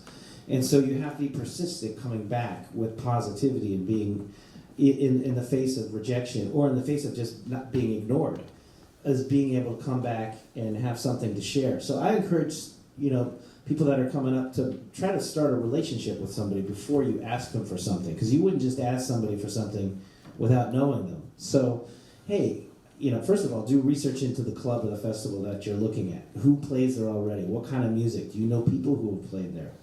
So it's like reaching out to them, just saying, "Hey, I'd love to share my music with you. I noticed that you had Don Braden playing there. He happened to be a judge of one of my competitions that I won." Or, I saw Mario, played it at the festival on the Harbor stage back in, 2023. She's somebody, a mentor. Just start a relationship with somebody with all honesty. And maybe you can get a response about, "Let me share your music." Now you start being able to share your music or say, "Hey, I'm following up again. I was just at a jazz festival. I saw so-and-so. I was talking with them. We're going to be working together. Now I wonder if I can share some more music. I'm going to be coming to your town," in this sort of way. And you just start something other, as opposed to kind of just diving right in, trying to ask for a gig. But then again, you may send like an email and then send another email, and you're not getting a response. I would say after those first 2 emails that go unreplied to, start a new thread. Don't keep sending the one that's all got the non-response. So nobody wants to see an email that has 7 times you haven't responded. You're going to make them feel bad, and they're going to blame you for making them feel bad. So start over again and be nice and be cool, but be persistent. Look, there's going to be a time when you're going to need your own manager or your own booking agent. But you're going to be your own manager and your own booking agent, your own publicist, and your own social media manager before you hire somebody. So you got to be good at that yourself. You have to advocate for yourself because no one else is going to do it right now. And then so once you get good at that, by the way, when you do hire somebody, you'll know if they're doing a good job for you. And by the way, they work for you. You don't work for them. I know it's really hard to get a booking agent. One of the hardest things you can do because they don't want to take on people who aren't going to bring them money in a return on the effort they put in. But at the end of the day, when you do get a booking agent or mentor, they do work for you, not the other way around. So anyway, I guess in a nutshell, to keep it moving, persistence and positivity, because there's going to be a lot of rejection, a lot of things that are negative or ignored. And you have to just keep coming back and stay positive. And also be very cool. Be nice. If you're easy to work with, you're going to get a lot more work. If you're tough to work with, and there are a lot of tough musicians out there, there are musicians that I love, but there's only, if it's, I don't need to drop any specific names, but if you're difficult to work, some people go like, "How come they always get the work? Why are they getting called for all that work?" It's like, you know why? Because they're easy to work with. They're probably easy on the road when things go wrong and the bus breaks down and the sound check is late, hotel's not cool. They're not complaining. And they're not also trying to change the bread on the band leader after it's already started. So you got to be kind of a smart and cool on time, which means early, and know your music and all of that, but be cool and persistent and positive. Those are I guess in a nutshell, some things I would say.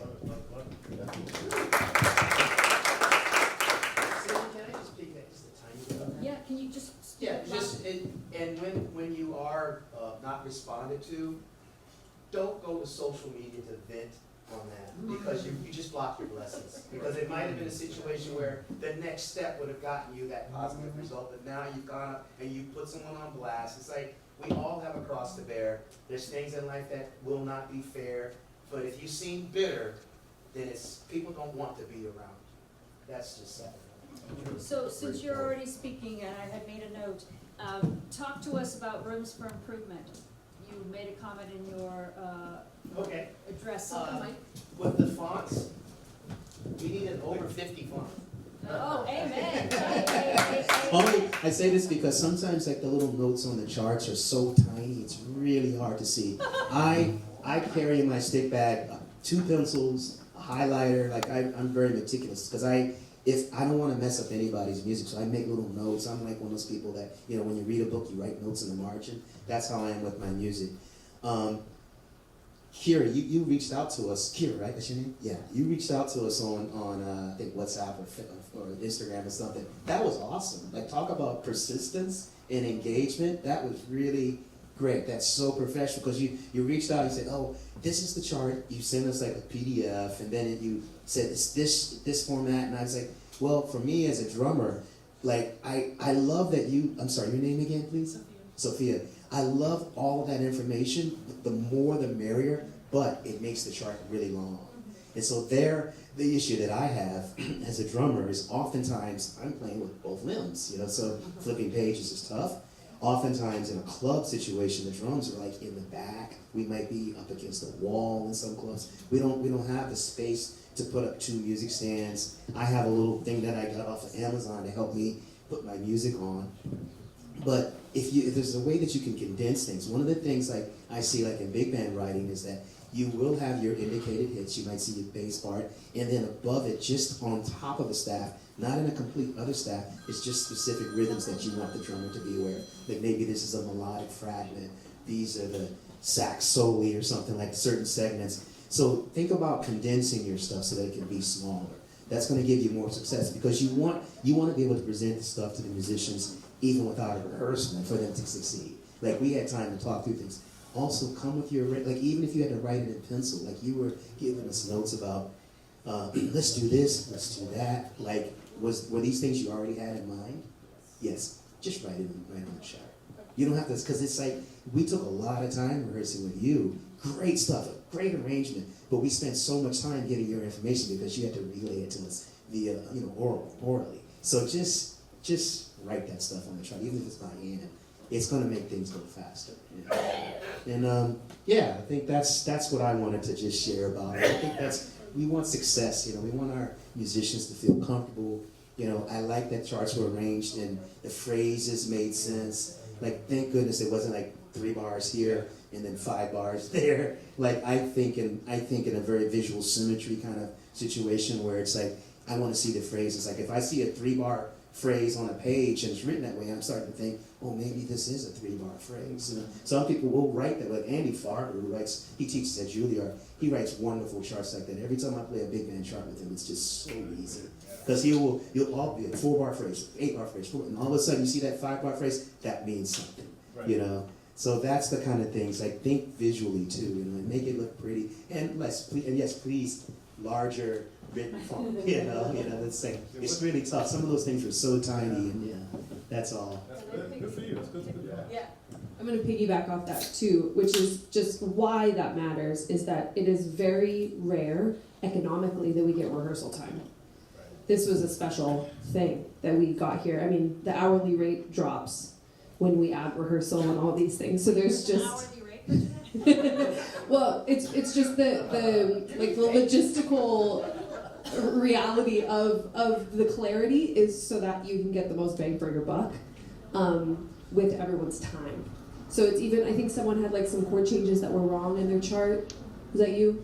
Yeah. So just fix that before we get here. Because again, that's like 2 minutes that didn't need to be talked about chord changes. Do you know what I mean? It's like these little things where it's like, how can we set it up so that it's just the easiest possible thing for everybody, and it's oftentimes just a little bit more prep on the band leader's part. And I've learned this the hard way from being a band leader. We all have. We're sharing this because we've done it not the most efficient way, but I think there's like an efficiency of band leading that can be done before, so that when we get here, it's just hit and go. Because rehearsal is a luxury.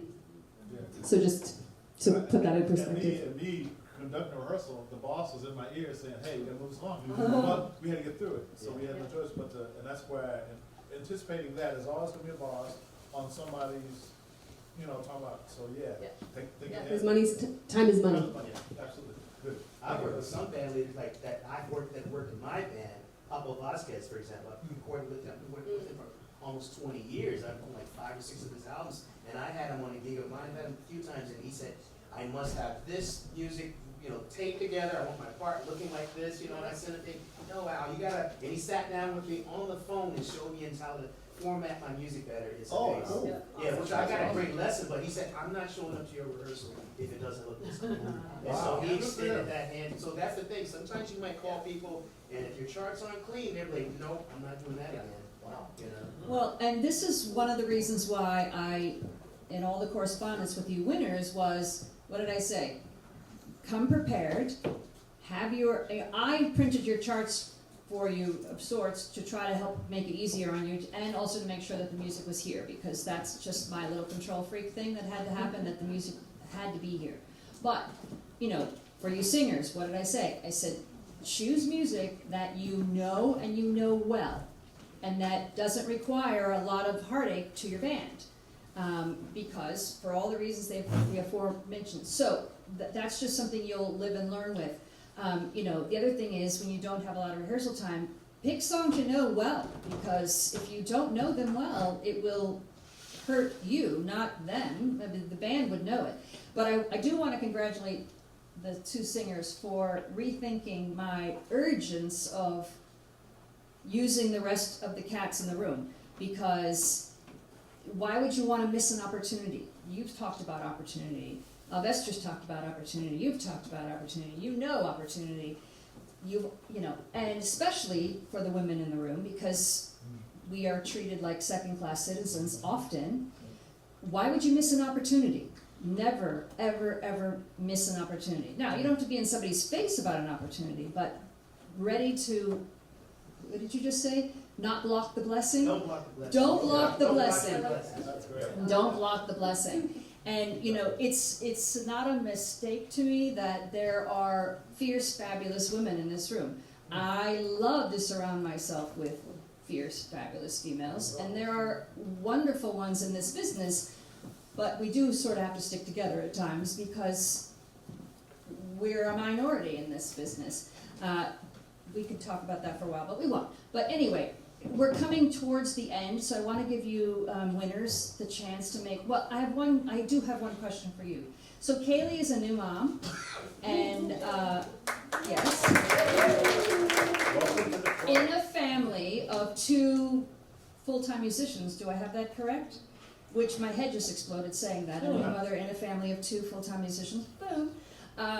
So as a woman, and knowing that, you need to speak to that, because we have some women that may be moms at some point in this business. And let's talk about that for a second. She came to my gig with a baby. It was so awesome. Yeah, I was pregnant. Oh, I was so very good. pregnant for that gig. Yeah, 8 months or 8.5 months pregnant. Yeah. Wow, it's really hard because I'm still trying to figure it out. My baby's 17 months. I feel like certain parts of it feel impossible, because on the booking, actually, it would be interesting to talk Jason and other people that book venues.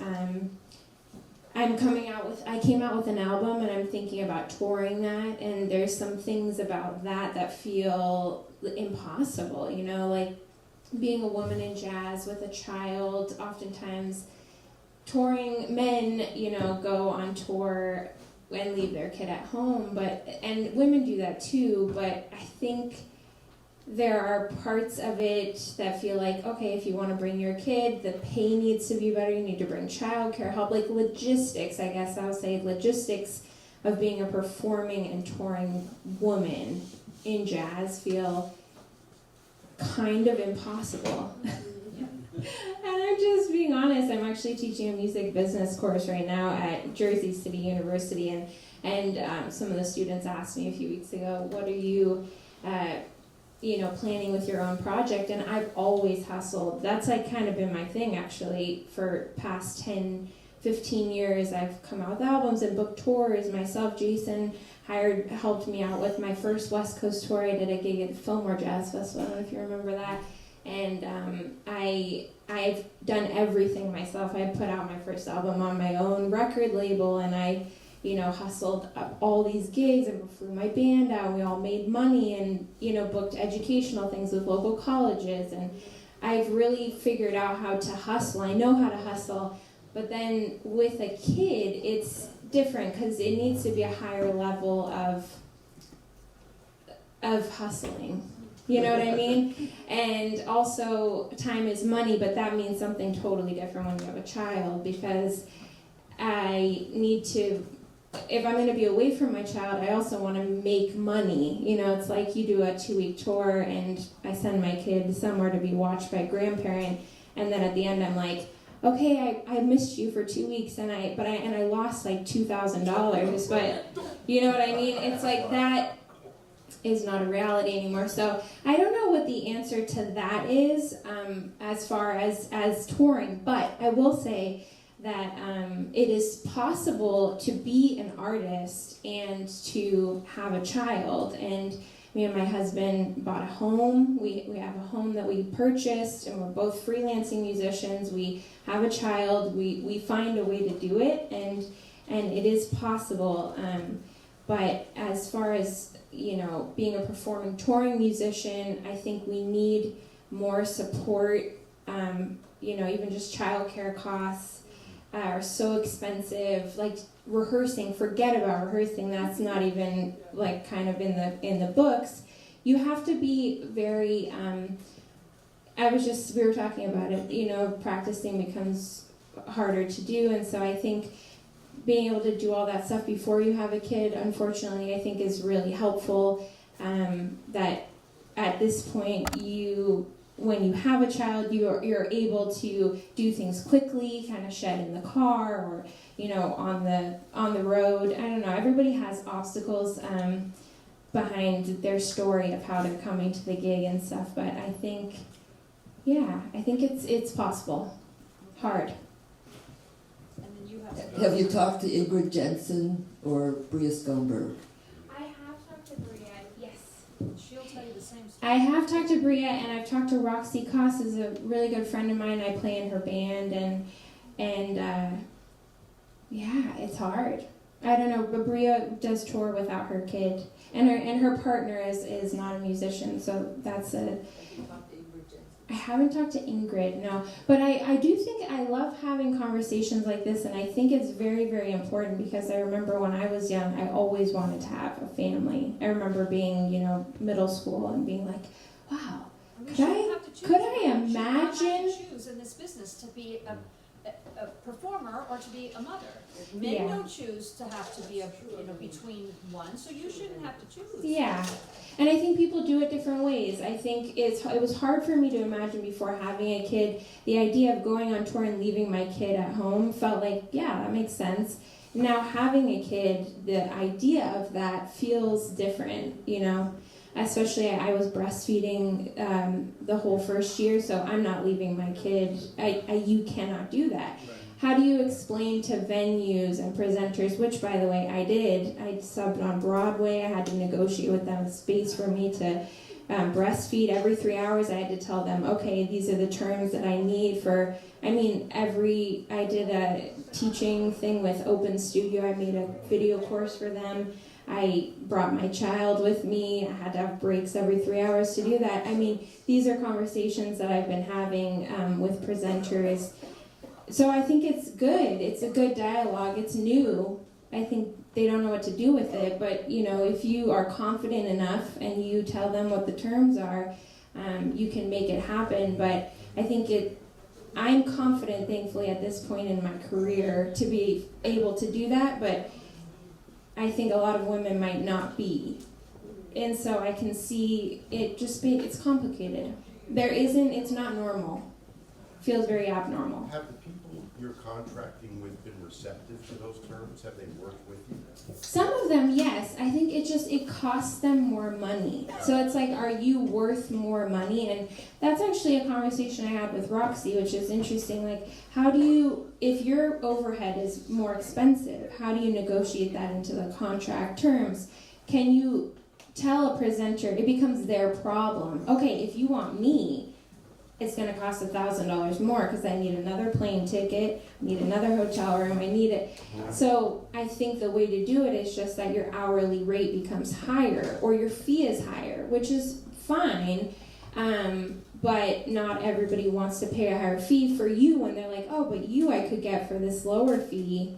But it just becomes what it is. You really have to have the more, you're not making more, you just have more expenses. Do you know what I mean? It's not that you're making more money, you just have more expenses. So young men who are listening to this, young men who will eventually have kids, and I'll say as a father, having a kid is the most amazing thing. Oh my God. It's a stunning thing to experience. But the practical realities are quite challenging. But being open to this discussion, being open to, because when I was your age, I didn't want to hear it. I couldn't conceive of it. So it may take a minute for you to get there, but I just want to say, being down the road, it's more than worth it, both for whoever, your partner, or for your colleague or your friend, whoever it is, to be supportive in that way, have the right attitude, unlike the attitude like so many men who kind of block. Because we're men and we're kind of in our man world, so you have to kind of open out. If you open that up a bit and allow for this incredible thing to come in to your soul, I think the benefit is tremendous. It's not easy for us. And I want to acknowledge that to young men. Maybe some of you not. I know for me it was difficult when I was a younger man. But once I learned, and you learn when you learn, right? It was amazing and more than worth it. So I just want to put that out there. That's part of what she's going through is a process of educating men. Michelle, you have something you want to add? I want to thank you so much for sharing. Thank you so much for bringing this up. There are not a lot of ways that this can be heard. I'm a mother of an 8-year-old, a 12-year-old, and a 22-year-old. Wow. And that's it. That was my only thing. No, it's not easy. It's not clear. And there are times, like you said it, I don't see how I could tour. Maybe not right now, but there may be times when you can. And all I can say, I don't want to be a dark cloud. I'm not a dark cloud. I'm a bright cloud. It's not, and you already know this, but it's not just achieving, I got all these gigs, I do this, I made this album. It's a life in music. And part of the life in music is that you are parenting. It's part of your, it's completely in your whole life. So if a tour can't happen, maybe at nap time you can be writing. Like maybe the thing that you can't do, or I should say, I hope the thing that you don't do goes in a different creative direction that can bring you somewhere else. And I struggle with this every day. But what I have seen is that things I say, well, this is never going to happen because then sometimes happens. So, yeah. Well, and your kids are older, right? Yes. So, as kids age, it becomes more complicated to parent under the best of circumstances. Right. So it's almost like, I would think you want to try and get some of that touring in before they're at an age where you have to be there. I'm not that you don't have to be there all the time. I'm a parent of 2. I was very fortunate because I was able to be, with my kids a lot. But, maybe that's the kind of the trade-off. You forego doing that intense traveling. You don't do it later, you do it earlier. I don't know if that's an answer.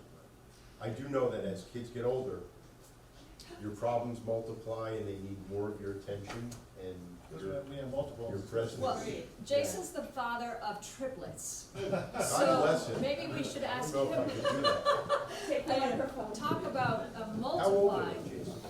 Teenagers. Oh, okay. Thanks. Yeah, I mean they're 15 now. Actually, for me, traveling when they were younger was great because my wife was home and we would have her mother would come and stay, and the kids have no idea when you're gone. You could be gone for a day or for 3 weeks, and they come back and they're like, you're just back. But looking at we have a jazz club in Shanghai, Jazz Lincoln Center in Shanghai. So I know it's right down the street from the Peace Hotel where they're talking about those swing bands that have been there for 90 years. I remember when Jasmine Horn wanted to come, we wanted her to play at the club, and she had just had a baby, and she needed to travel with a nanny. It might have been her sister, so it was a family member, and it was an extra flight, it was an extra hotel, it was this extra, and the fee wasn't going to change. So it was like, because it wasn't us paying, it was Jazz Lincoln Center in Shanghai, and they're like, well, we can't afford to have this other unless they're able to take less. And I think it became a whole thing about, is the booking agency willing to take less? Because they have their 10 or 12 or 15%, whatever they have worked out with her. They'll have to come down on what they do. Jasmine probably has to come down on what she takes home because she's still got to pay her sideman. And then, but that was how everybody was sort of trying to figure out how to make it work, given that we wanted it to work. But yeah, those are, like you said, the fees probably come down, personal fees. Because what the club or the festival can afford is usually what the club or the festival is willing to.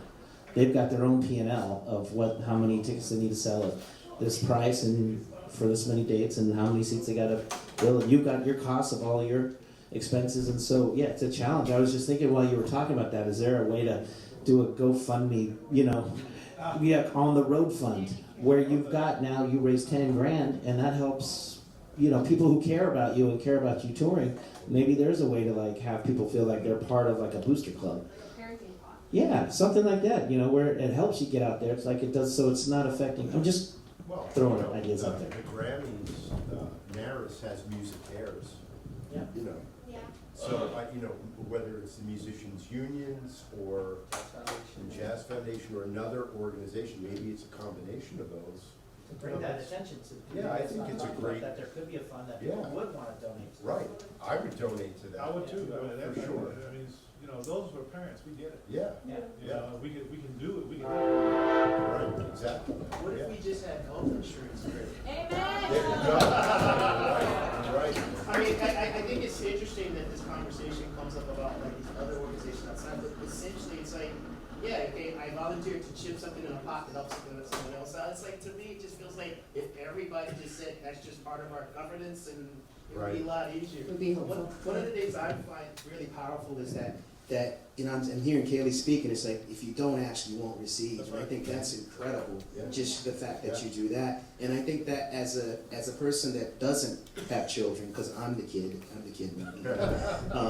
I think that, I watch working with women band leaders, essentially, versus men band leaders or young men band leaders, that I've seen, I think because of this mentality of having to fight for so much and get to have to ask for so much, that oftentimes those terms are just better. Unless you're working in Don Braden's band, it's awesome. It's a great terms, but it's like the clarity that I feel as a sideman when I work in women's bands. I think there's so much that they've had to ask for in life, or had to say, you know what, don't take advantage of me. And so I think in turn, oftentimes, I know working in Abby Lincoln's band, everything was so laid out and so well prepared. Everything was so well scheduled. It's like a well-oiled machine. And this is one of the things I say to you as young band leaders, when you reach out to sidemen, have all of your information. Like we talk about, talking about the hourly rate of rehearsal. So if someone calls you for a gig, and if someone calls me for a gig, and then 3 days beforehand say, or a week beforehand, we want to get together and rehearse. You didn't tell that to me, when you asked me a month ago. Make sure you have all those terms up front, because we all are our own business, and so it's like, and time is money. But also, as a young person, as a side person, take as much as you can, take all the gigs, but as you get older, don't be, if you're walked over all the time and it creates this culture just letting people dictate to you, and you don't ask questions and things, like you show up and it's like, oh, yeah, there is no dressing room. It's like, oh, wow, what are we supposed to do? Or there's like, we're going to put you on the worst airline. Or, oh, by the way, that gig in that was supposed to fly you to, we're not going to be able to fly you. Can you drive yourself? Like, don't keep on accepting things that you keep your dignity, basically. It's because as a collective, as we strive for more dignity and more self-respect, that makes it better for all of us. So this is the kind of thing that I'm listening to you talk, and I feel that fight for, like, okay, you're fighting for your flesh and blood, another life, and that's really heavy. So we have to think about us as being our own flesh and blood. So fight for yourselves, and that's sometimes you might be in contention with Jason, but at least you speak to him respectfully, and you're upfront with what you need, and Jason can tell you what he can give and what he can't, and you just take it from there. But if you don't ask, you will not receive. Amen. Meryl, you were going to finish this up? Yes. Yep. I think a big takeaway from, thank you so much everybody, all the parents for sharing this. I'm not yet a parent, but I hope to be soon. And I think a big takeaway for us young people who are maybe in their early 20s, is it true? Okay, this conversation might feel a little bit far away, but I just want to bring it to what can you do now? And I think there's this big, when I'm thinking about this from like a 22-year-old perspective is invest in yourself now so that you have the power, so that you have maybe some money saved up, that you have learned how to negotiate, you've practiced a lot, you know how to send a great booking email, you have relationships with venues and with your band and the people you want to play with, that you've toured if that's something you want to do. All of these things, right? There's so much self-investment that goes into this career, and I think just not being shy at this stage in the game, just get it going. Because I think as you've heard from all of us, people at different stages of their life, it doesn't get easier. Time gets more smushed. We don't get more time in our days, right? So I think when I think back to what, kind of life as a 22-year-old, it was much simpler even than it is now, 9 years later. I'm 31 now. So just to put that in perspective, it's like, I'm sure teachers have said, like, at school, like, you'll never get more time to shed than now. It's true. So just, like, invest in yourself now so that you give yourself the freedom to make these choices later. And I think that's a really powerful kind of way to think about it and a way to kind of move. The other thing I wanted to share that I think is really important is that this job is a service job. This job of being a musician, of making music, of band leading, of educating is a service job. And so I think the sooner I realized that, the more work I got, but also that my perspective shifts where it's not actually about me and my trombone. It's about how can I serve my fellow bandmates on the bandstand, how can I serve the audience and take really good care of them? Because this is a hospitable, hopefully, a hospitable situation that we get to make music in and that we get to take care of people. Because audiences trust us with their time and their money, right? They say, yes, you can have my time for 2 hours, so we better take really good care of them when they're in our hands. And so I think that perspective that I've learned from my mentors, that this is a service job, I think has carried me, and I just want to share that with you. Great. So we didn't get time for questions, but you ended on the best note. And I will say this much, if you're going to be in a service job, you better know how to say thank you, because that is the only thing. You're all sitting here today and your hourly rate is quite poor. And the only thing I have to give most of the time is gratitude and socks, gratitude and socks. But and food today. But the point is, sometimes you don't always have the most amount of money to give, but you do have something to give. And thank you all for giving of your time. And I'm going to go out on a limb here and say that if you have pressing questions for the winners, I suspect that every single person in here has a website that you could send the question to, and I'm sure they would give you a specific answer to a specific question. So I need you to, yeah? So, I'm always impressed by the young people that are furthering this amazing form of music.